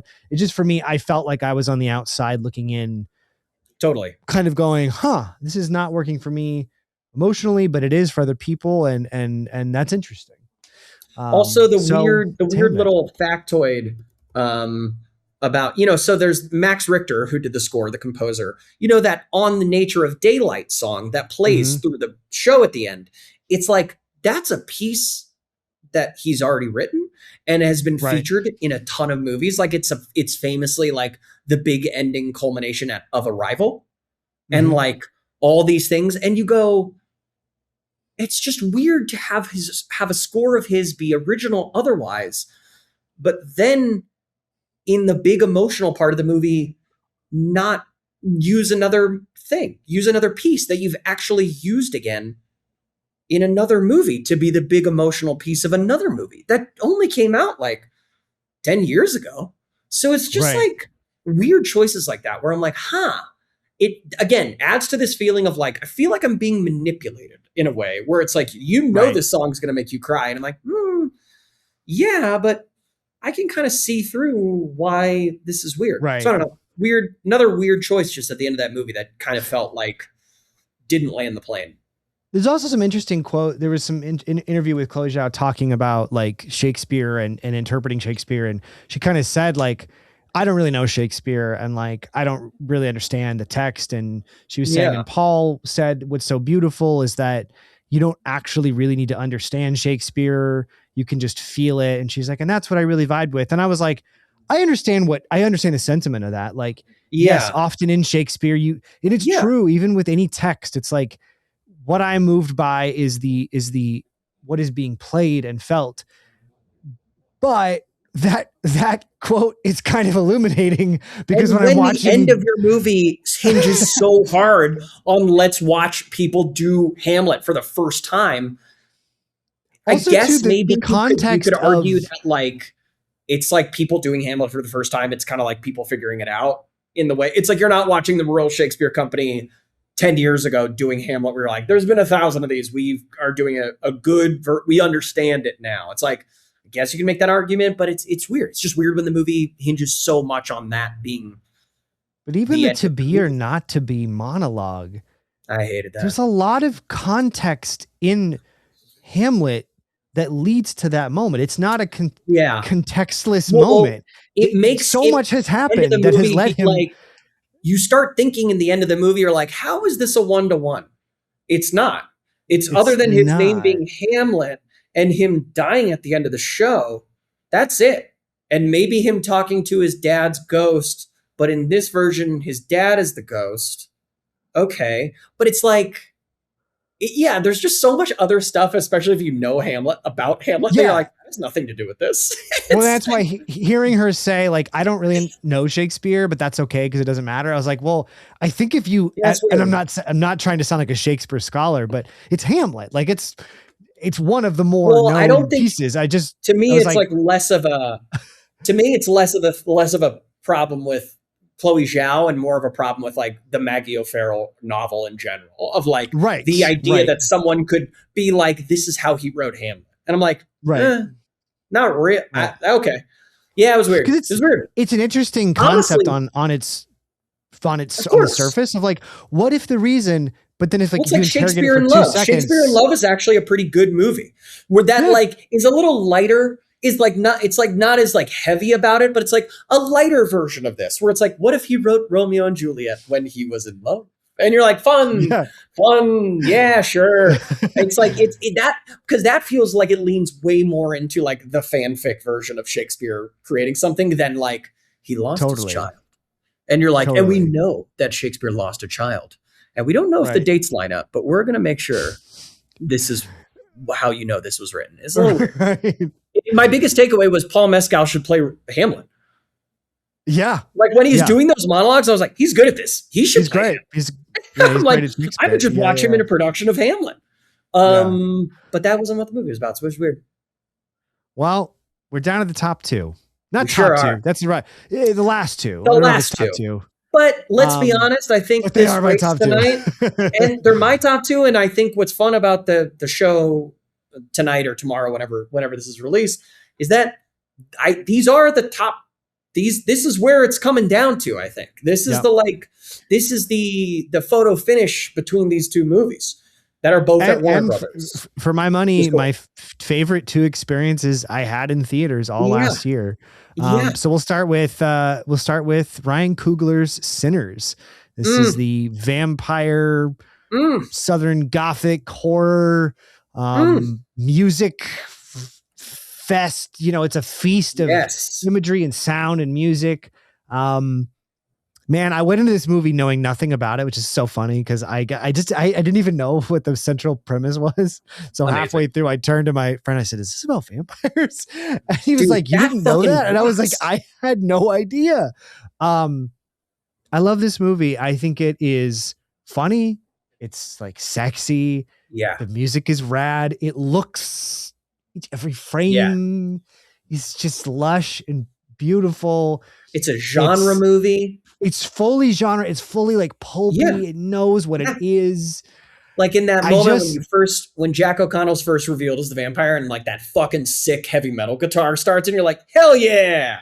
This is a vampire movie, baby. Yeah, dude. It, for my money, has some all-time cinematic sequences Yeah. that are just going to be up there with the like, remember when you saw this for the first time? There's a one particular sequence where a character is playing music in a barn and it sort of opens up a portal, sort of metaphorically and literally, to other dimensions, which is just one of the coolest things I've ever seen in a movie.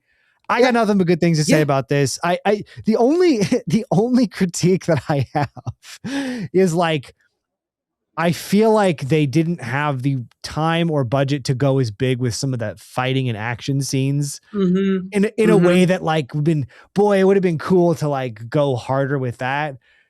That was like a critique that I've seen live. But then I was like, yeah, maybe. I just didn't really care that much because I loved everything leading up to it. I think that it still emotionally works. I love it. I think it's so good. Yeah, man. I think it's great. I just think like similarly, one of the best theatrical experiences. Did you see it for a second time? Or the first time with us? Yeah. Okay. Second time. When we went and saw in 70 millimeter IMAX. I saw this 4 times. Fuck yeah. I've seen it. I think I've seen it. Have I seen it 3 or 4 times? I think I've maybe only seen it 3 times. Let me see. Let's throw my activity. When did I see this? I watched 1, 2. I've seen it 3 times. I honestly might throw it on again today. Like this, and I was thinking like between this and One Battle, I'm like, maybe I should go again. Yeah. Maybe I should just see them, watch them both today and tomorrow, just to like really get ready. But it's like, and it honestly, I got the 4K of this, and the third time I watched it at home with Lauren because I was like, you need to watch this movie, and it's fucking works at home, which is also great. But man, I saw it with Kim at home, and she loved it. Yeah, those sequences, again, there's nothing like it when you're like in the theater and the aspect ratio just fucking opens up and it gets so big and loud. Like the sequence right before the night starts, like when they've got all the like they've got all the crew together, they're putting together the party, and like Ludwig Göransson's score is rocking, and like it's right before you meet Jack O'Connell's character, and it's like 45 minutes into the movie. Like it's you're deep into the movie at that point. You're just like, talk about like a movie that makes you feel something, where it's like, that was one of those sequences that it's like, oh my God, this is really capturing, which is so great in a vampire movie, especially in a One Crazy Night movie, and especially in like a From Dusk Till Dawn or you know, Fright Night, or any of these kind of movies like that, where you're like, everything, all these characters are at the fucking top of the world. Like anything can happen. And then you're like, and the worst thing ever is about to happen. The worst possible thing happens. Yeah. So like, what a feeling to fucking like getting chills thinking about it. It's like that. And then of course the portal, the music portal, the like Lie to Me musical sequence, which is just like vibrating in the chair. Like, yes. And just the audacity of like the end sequence of like, oh my God, Michael B. Jordan having a shootout with the freaking KKK. It's so good. It's like, yeah, and everyone's so good in the movie, and everyone's like playing to the genre so well. And Michael B. Jordan, it's like, I'm loving that Michael B. Jordan is getting like I don't really know where the best actor race is leading, but it's like, if it does tip towards him, it's like, that's really fucking cool. He fucking rocks. It's like, I don't think he is the kind of actor that is the most like he's got like an amazing movie star quality, and I think his like turn his twins here is like pretty damn good, but it's like, I don't necessarily think he's giving like the most dialed in specific performance as like Timothy and Leo, even in One Battle. But I'm like, it would be so fucking cool if he won, and that would be awesome, and I think would be incredibly deserved based on just what he is doing with this movie and how he is kind of like commanding this movie in like a very movie star way, which is awesome. Yeah, man, this movie just rips. It just fucking rips. Coogler does such a great job of not shying away from big tonal swings, which you could feel. I could get a sense that people be like, I don't know, we need to try to thread the needle, but he's just like, no, like as an example, there's a great scene at the end. There's this big shootout sequence, and it's epic. It's badass. It's cool. And then it on a dime turns into one of the most heartbreaking, just like I could feel like my body going like in it. And he's so he allows it to just go there. He doesn't go, no, we don't want to. There's a trust in the filmmaking for the audience to be like, I trust that you are going to you are on this ride. And that when we get to this point, you're going to be like, oh my God, hell yeah.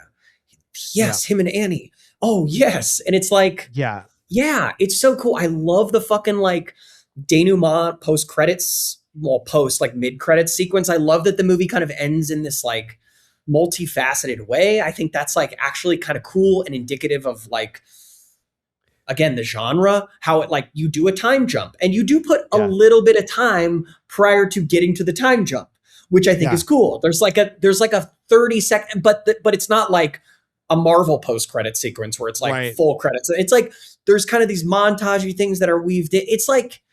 It's just fucking cool, man. And everything I've heard, there was a really great interview on The Big Picture with Autumn. Oh my gosh, what is her name? Her full name, the DP, Autumn Durald Arkpaw on The Big Picture, and she's just talking about working as DP in general, working with Ryan Coogler, just how a lot of technical stuff about it. It's just this feels like such an amazing collaborative, cool environment too, and that goes a long way. That is what these things are also about and should be about, is creating.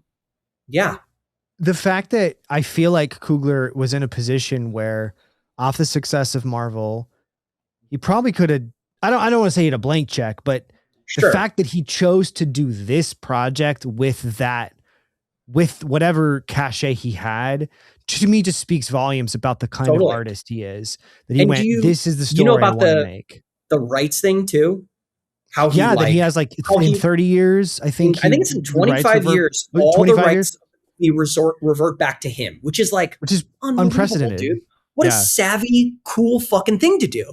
For a movie that I don't know if you knew this when making it, but you're is going to have such a generational lasting impact on first of all, movie business this year was one of the highest, I think the highest grossing movie of the Best Picture nominees.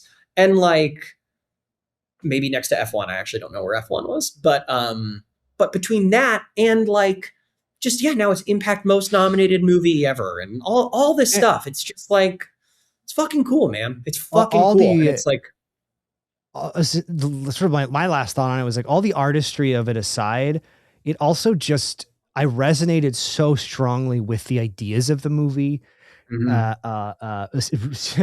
Leaving behind, and there's a lot of ideas in the movie. There's a lot of ideas, similar to what was the other movie earlier? What was the movie earlier that we're this movie has a lot of ideas? Begonia or Secret Agent or something. Or Begonia, or Secret Agent is a movie that I'm this movie has a lot of ideas. It's talking about fascism. It's talking about movie culture. It's talking about Brazil in the 70s. It's talking about growing up in this time. It's talking about a family trauma thing. And I'm that movie to me is juggling a ton of different ideas. This movie is as well, but I think because you're filtering all of them through this genre lens too, everything becomes just slightly more palatable and slightly more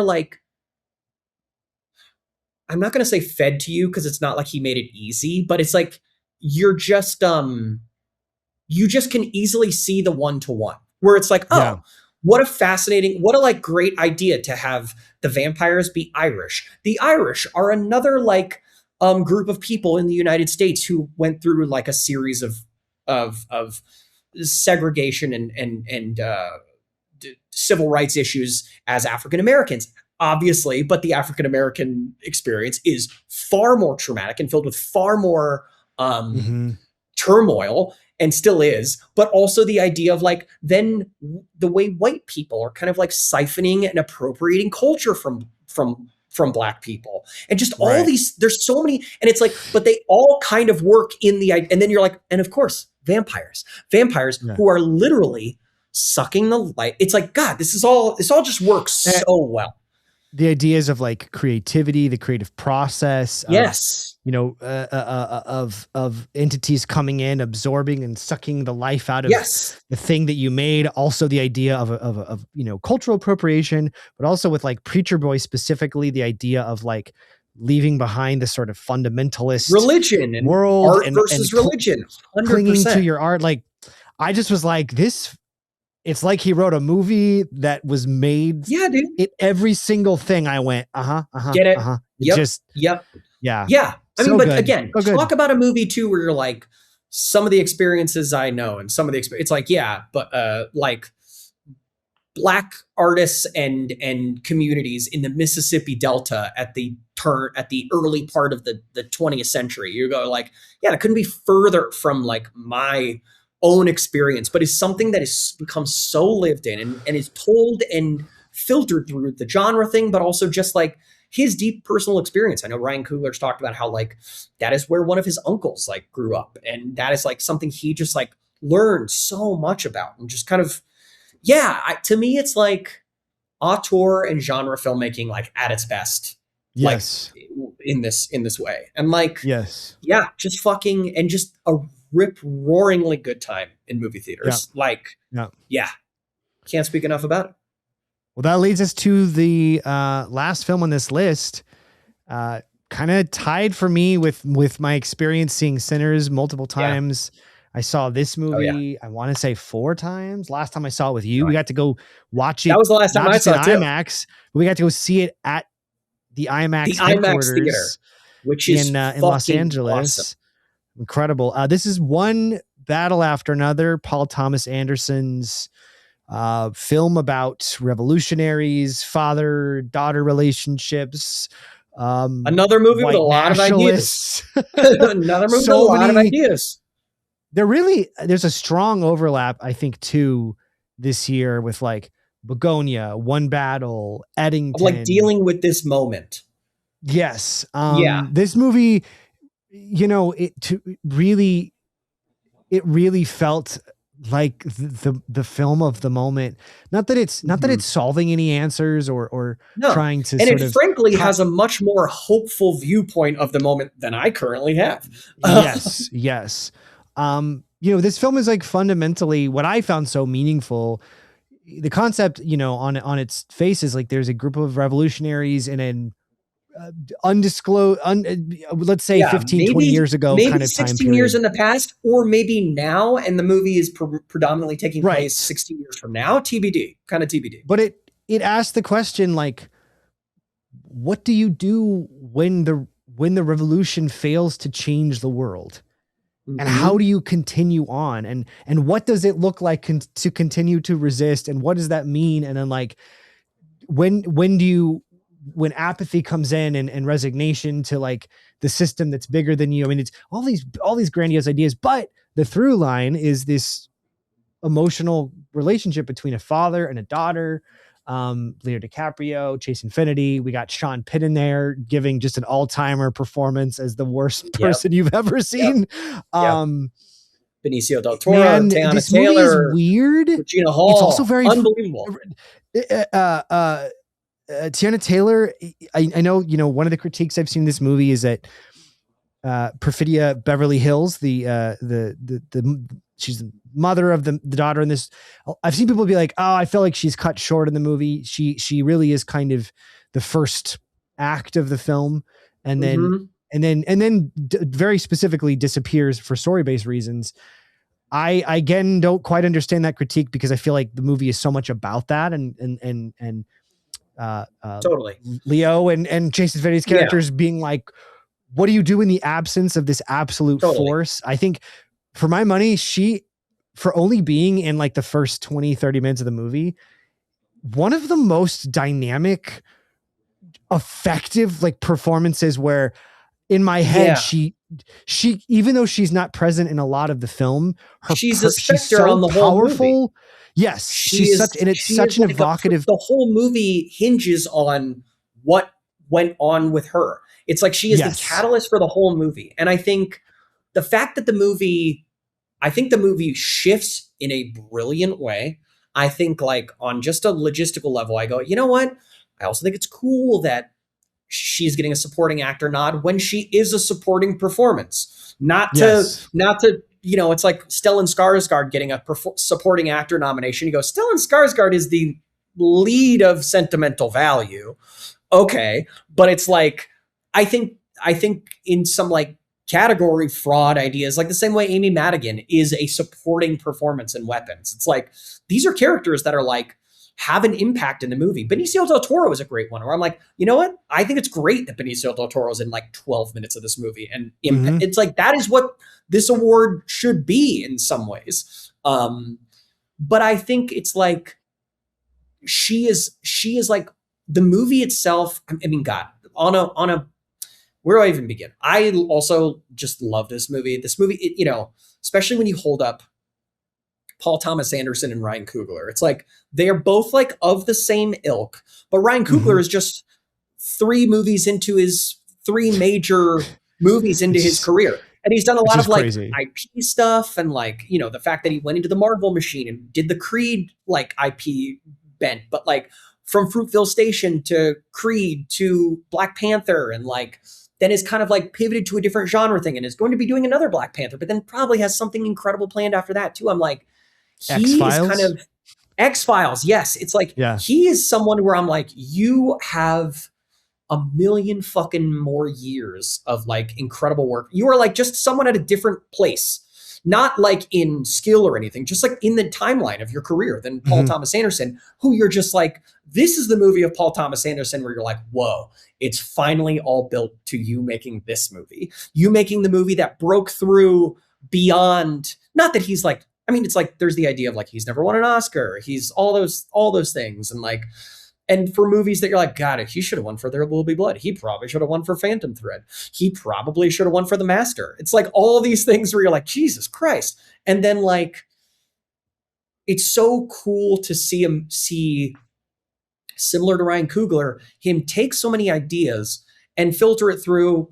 yes, an adaptation of Pynchon's Vineland, which I've never read, but I've heard is like, it's a very loose adaptation. It's like, our friend Pom Kosh has read it and was like, it'll be very rewarding to read it after you watch the movie, because you'll be like, I see what he was deriving X, Y, and Z from. But like, is really filtering it through that and this moment and his own experience as like the white father of like biracial children, and like so many different elements of it that you go, I feel what that is. And I think this movie on a critical or like cultural standpoint has like suffered a little bit from like people wanting the movie to be what they want it to be, and not like looking at the movie from what it just is. And Grant, I've like listened to a lot of podcasts with like a lot of Black critics and Black people in like pop culture, and people talking about their views on the representation of like the character of Perfidia Beverly Hills, which I totally understand. I think like, and I think that kind of feeling and those feelings about how that was handled and what you wish the character was or could be, or how it's that kind of character is viewed in the context of all characters that are like Black female characters in media and awards driven characters. I think all of that works and makes totally sense and is totally valid. But at the same time, it's just like, yes, but that was not the intention here. Was something of like, yeah, the movie is through the perspective of this Leo character. And I love that the beginning of the movie, that's why it feels so tonally different. Like that beginning feels so romantic, and it's like, it's basically like a 45-minute long, like short film montage where you're kind of like, the music is constantly going and you're kind of like so swept up in how like romantic and like swashbuckling Perfidia Beverly Hills is. And this idea that it's like, she's taken on the world, and Tiana Taylor embodies that so perfectly. And after that, the way the movie shifts and kind of like brings you back down to reality and goes, 16 years later, this guy is now a fucking pothead and sucks and forgets all of his shit. And his daughter, he's just trying to do his best for his daughter. You feel like, the vacuum she has left. Yes. And you're like, and I oh don't God, think she's missing. And the movie doesn't cast judgment on her the way I think people watching it are assuming it is. Like, I think people are kind of like, this movie's looking like is viewing her as like this mom who ran away from her kids. And I'm like, I don't think the movie's looking at her like that. I don't think the movie's feel that at all. Even if one of the characters expressed, like when Leo's character is just kind of like, she's a mother. She forgets she's a mother. It's like, that's not the movie's perspective on it. That's his perspective on it. And frankly, he becomes a shitty dad. It's like, it's not like he rises to the occasion. It's like, wow, thank God. It's like, no, he is also a character that I think is so interesting that throughout the whole movie doesn't really do anything. He doesn't like the Chase Infinity character, the Willa character. It's like she becomes the hero in her own story in a number of ways, amongst the other like machinations of the fucking Christmas Adventurers Club and all that shit that are like controlling what's going on, which is a super prescient, fucked up thing to talk about. And also like, you go, yeah, I think that's kind of what is going on right now, which is so fucked up. It's not saying that the movie is like supports any of that. And I think this has been an interesting movie for like people to make that discernment of what is something, what does the movie believe and what is the movie just trying to show us? And like, I think it lands somewhere in between. And I think the fact that the movie has like a kind of a hopeful message is not, it's like the politics of the movie are clear and it's not what people are like getting on its ass about in a big way. I had a debate with a friend of mine who really felt the film was irresponsible, was sort of the idea of like, you know, showing these revolutionaries doing these things and then it all leads to nothing. And so then I think that the thought was like it makes you think like we can't do it. What is their point? What's the point? But for me, that is why the Benicio character to me is the real heartbeat of the antithesis to the nihilism of that way of thinking. Of like, we had this one way of doing things and I don't know if it was right or wrong, but it did not work the way that these people were hoping it would. But then you see this character who is the embodiment of resistance, community, but peace through community, through there's this incredible sequence where, you know, Leo is desperate to try to get in contact with his daughter. He's trying to get he's in his own head. He's just like, I gotta plug my phone in. Yeah. It's like, I think that's so funny. It's so funny. And I love the way it's shot and filmed. Benicio's moving through his world. He knows everybody. Everybody knows him. He's like, this is whatever. This is whatever. He's pulling up on the street. These guys on skateboards roll up. He's doing work in a really tangible way. He's genuinely like creating community and helping people at risk and in need. He's literally putting himself on the line. And it's in the text of the movie. Like he goes to Bob and he goes like, don't get selfish, Bob. And you're like, exactly. This idea, it's like all of these ideas are worked into the movie, which is kind of what's so fucking brilliant about it. It's like, it does not give easy answers, but it's a conversation.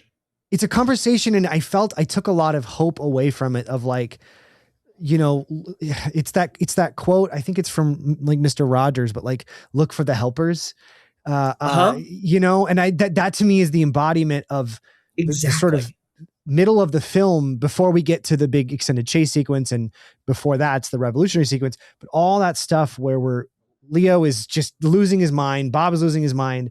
And Benicio's character is just this calm in the storm that helps him reconnect with what matters while still taking care of the people in need. And I love that character. You said before we started recording that one of your themes for this year has been the quote that he says of "Ocean waves, Bob, ocean waves." Oh yeah, man. This like just staying at it. I love his character, and for me, that to me is how the film really locked into place. There's a lot of insanity, a lot of goofy stuff. There's a lot of dark stuff, but for me, like that, his character really helped me center like what I felt like the movie was reaching for. Well, I think if the movie tried to be about anything definitive and tried to be like definitively like, this is how we fix it, these are the answers, whatever, I think it would be disingenuous. I think it would make you kind of feel like, oh, okay, so you just landed on something, when in actuality, as we all are experiencing the world falling apart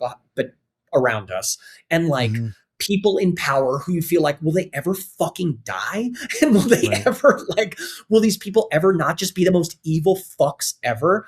Like in the middle of all of that, it is really hard to be like, this is the answer. Cause again, it's like, we've been told for years, like, just vote. You just got to vote. And then we voted and then nothing happened. And then it's like, so it's like, there's all these things that we as in our generation and as the generations below us are being like demystified about. That I think the movie harps on it so well.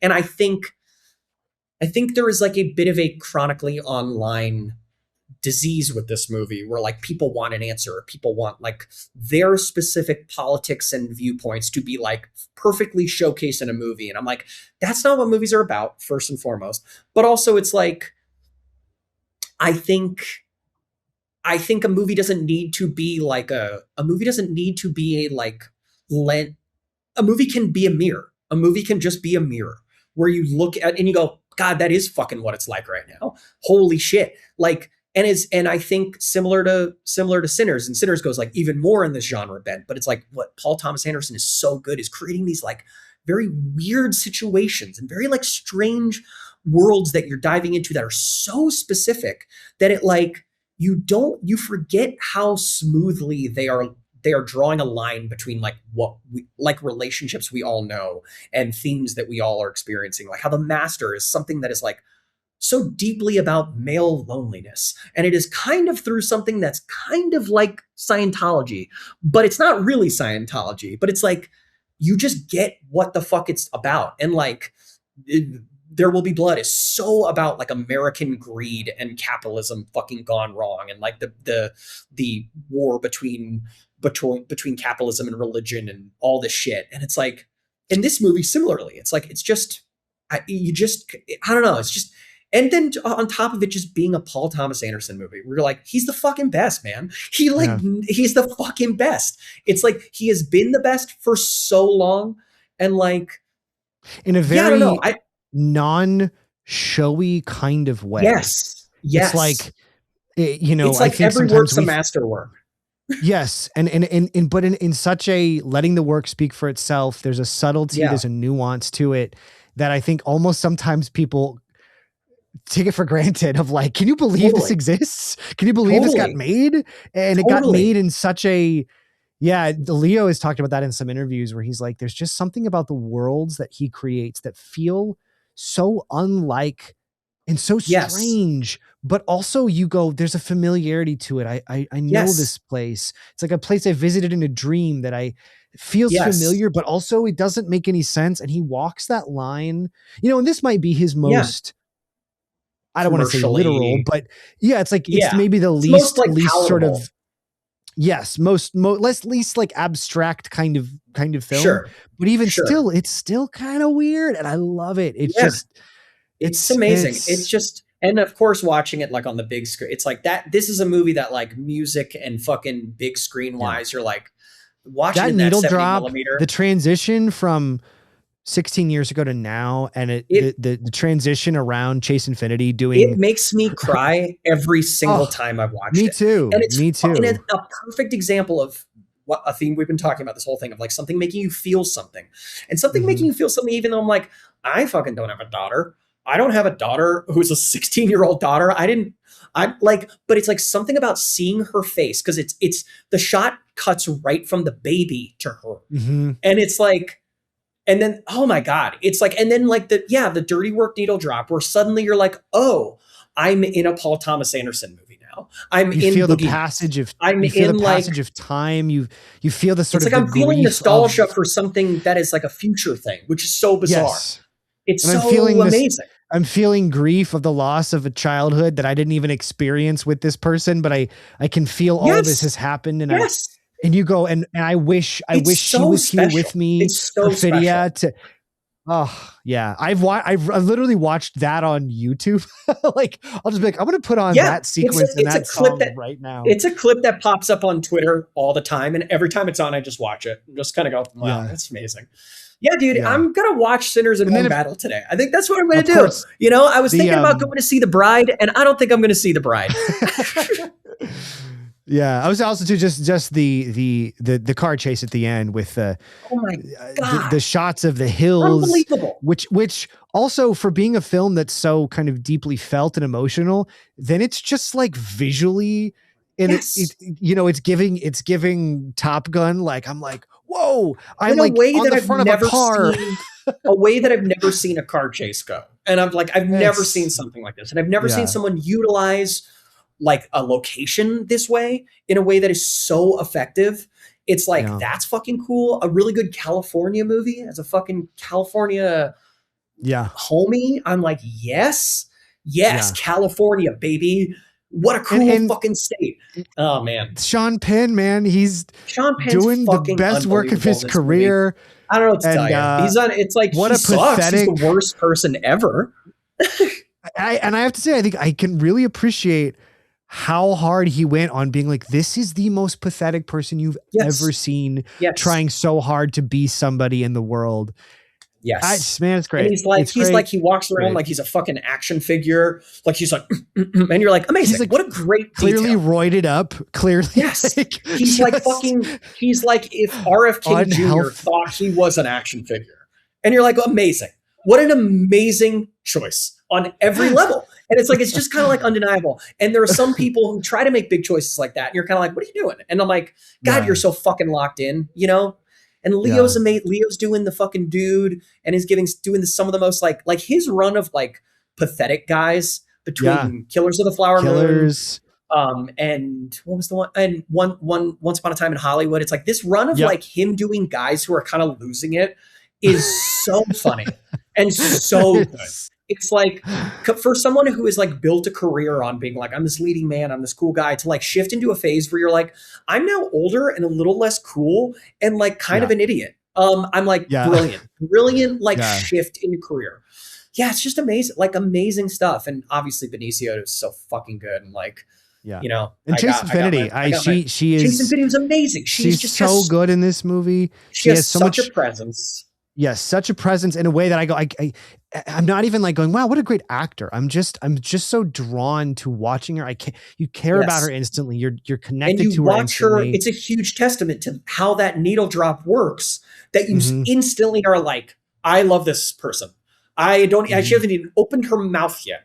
And I love and support and want this person to succeed. It's incredible. It's an incredible movie. It's just the best. And fucking Regina Hall's doing fucking yeoman's work there, just like holding down the fort, doing something so great.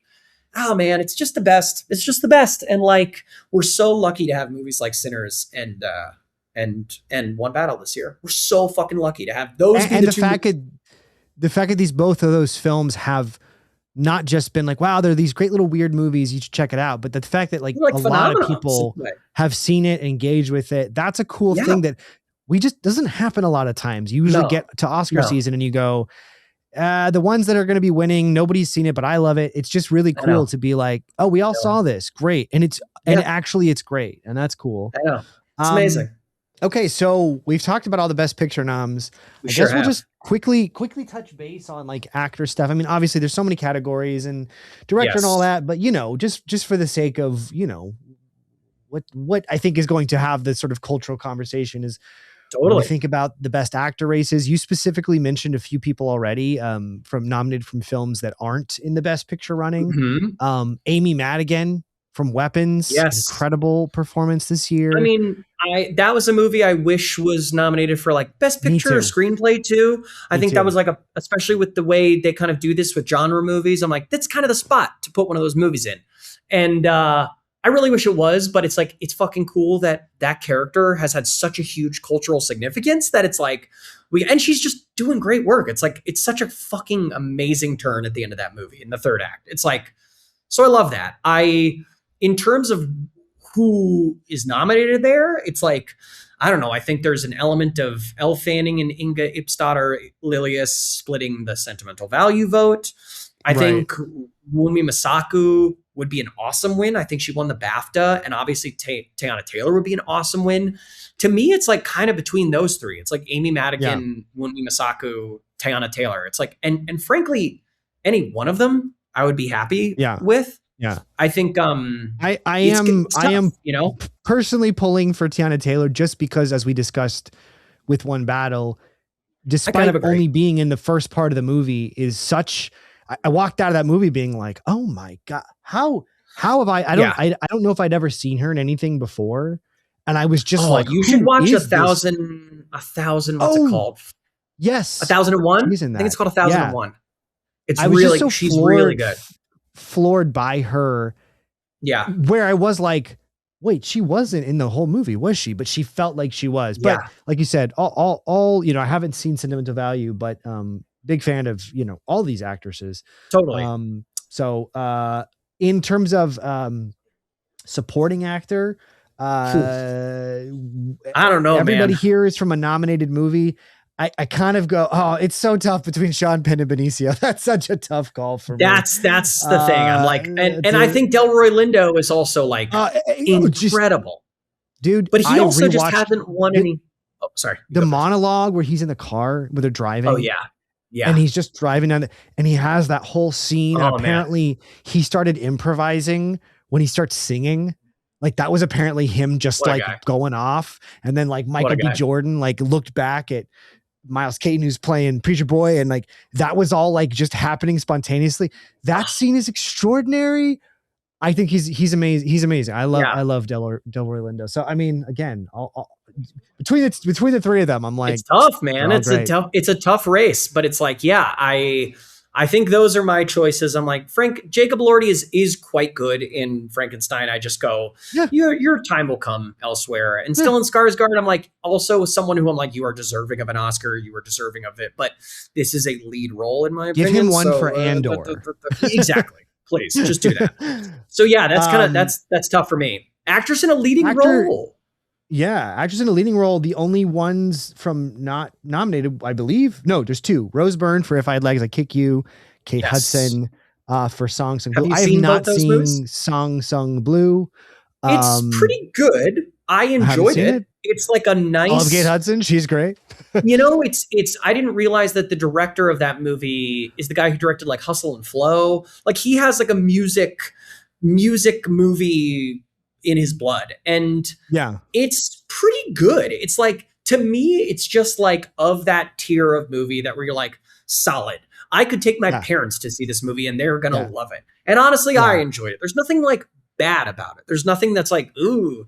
It's just a little kind of like right there, right line drive down the middle, totally like serviceable, great, fun movie that like, I thought Kate Hudson and Hugh Jackman were great in it. I thought like all the music stuff was really good. I think the fact that it's based on true stories, like kind of crazy, and stuff that happens in the movie is like, whoa. But yeah, it's like, she was in a series on Netflix that was about like basketball. I don't know if you watched that series at all. It was like a sitcom. I think I auditioned for this at one point. She was great. What's it called? It's not called Ballers. That was on HBO. No, but something similar. But it's like she's like the manager of like yeah. And I watched it, and it was fun, and I just remember thinking last year, like, Kate Hudson's great. Why don't we see more of her? She was great in Glass Onion. She was great in Glass Onion. So totally. But I'm like, to me, it's like not competitive in the way some of these other things are. It's like, obviously Emma Stone, I'm like, you're fucking amazing in everything. To me, it's just kind of like Emma Stone is now the new like Meryl Streep, where it's just like, whenever she's in something, just give her an award because she's good and really good. Did you see If I Had Legs, I'd Kick You? I did. Did you? I did. Yes. What is your like log line thought of it? Incredible performance. I found the movie difficult to watch. I think that was the point. Yeah. I think it is a very grating and impenetrable sort of thing. I think she's really good in it. I think I watched this with Kim. I think Kim resonated a lot more with the ideas and the themes of it than maybe I appreciated it. But I think Rose Byrne continues to be one of the funniest actresses and the most incredible dramatic. She is effortlessly good. She's great in everything I've ever seen her. And I'm always like, she's in the standout. Did you ever watch that Apple show Physical? Yes. Kim. Yeah. I watched it with Kim. Yeah. Well, it's like another show where I'm like, it's a woman kind of like on the verge, which I think she's so good at. And like, I similarly liked but didn't love this movie. And it's like, I liked a movie that made you feel this way. It's not like I'm anti a movie making me feel bad and uncomfortable. It's more of just that I thought the pacing was a little like, let's go. Like this movie should feel a little bit more like Marty Supreme. And there's a few like dips in how much we're drilling in how fucking horrible this woman's life is. That feels a little much like, we do get it. It's like, trust that a little bit more than like some of the stuff. Like I thought the ceiling in the the whole, like going back to the hole in the ceiling and how that like kind of became a weird existential thing at one point. I was like, why are we doing this? Like, just show the stuff that's happening to her. It's like, that's enough. But again, she is so unbelievably good that it's kind of hard to. And she carries the movie in like predominantly a close-up. Like so much of the film is it even doesn't, like a lot of the movie, she has a relationship with her daughter. It's a very challenging, which I think is scenario. Such a good choice the way they show that. Yes. Too. You never really see the daughter. And so you're only kind of experiencing it literally through her. Yes. Which I think is like a good choice. Yes. Which, and I think that's a testament to the fact that she's genuinely carrying every frame of this. Yes. I just think that choice to do that could be, I was like, the idea is good. And on a number of ways you're doing it, it's very, very good. And if not brilliant, there are a few times where I'm like, you needed to fine tune how you were moving forward with this like concept and point of view, which is fine.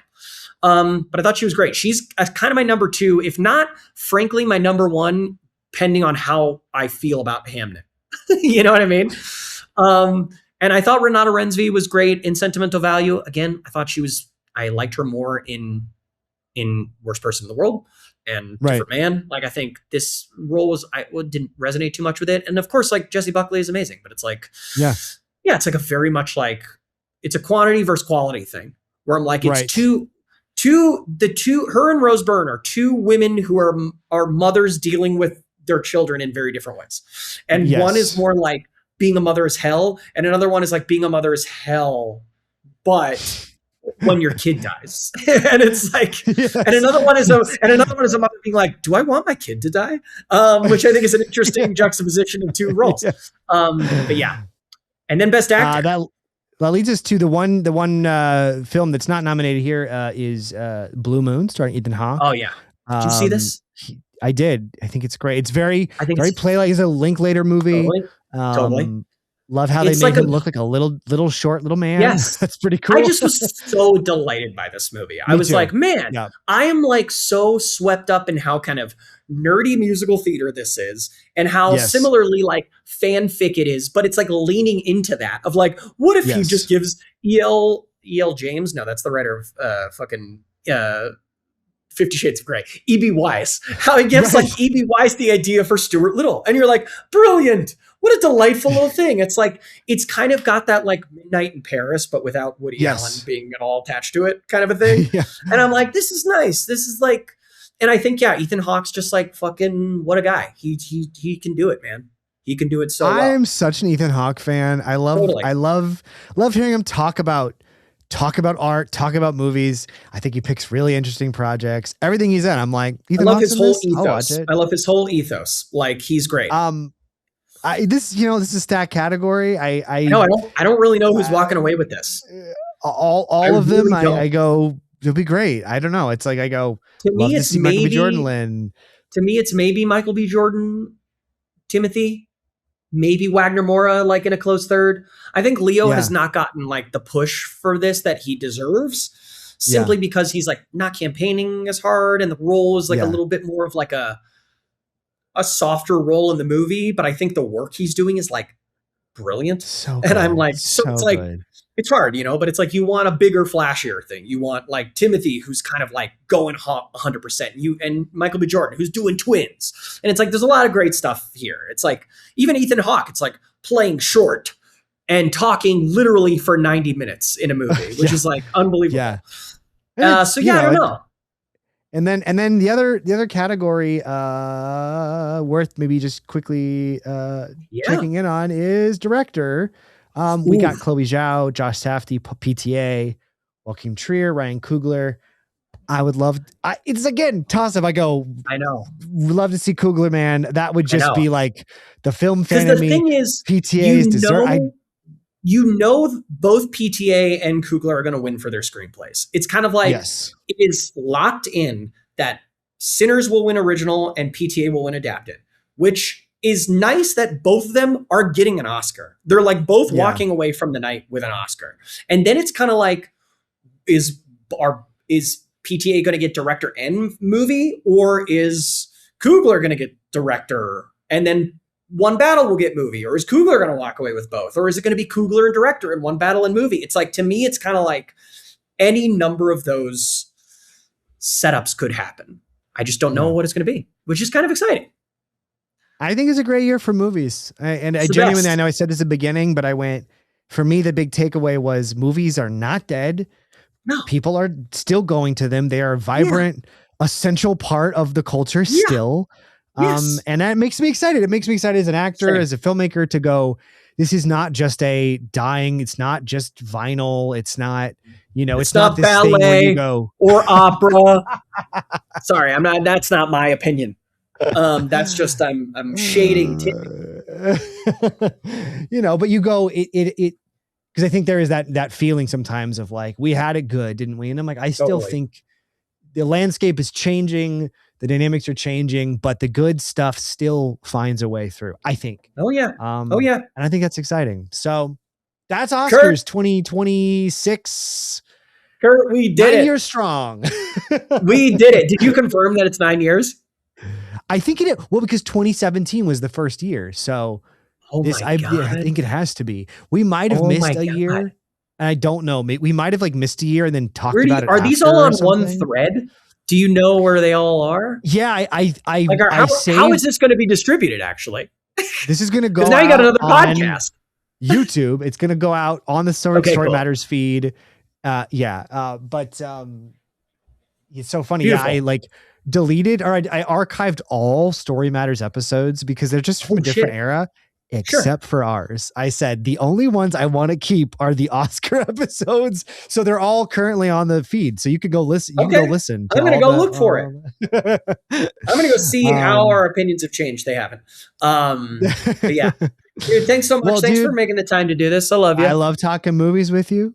I'm excited for what this year holds with movies. And hell yeah, we'll see. Movies are great. Go watch movies. Go watch them. Go watch movies. Let them sweep you away so you could talk for 2.5 hours with your friend about it. Okay. Awesome, Joey. Thank you so much. Thanks, buddy. And we'll see you all very soon. Bye-bye.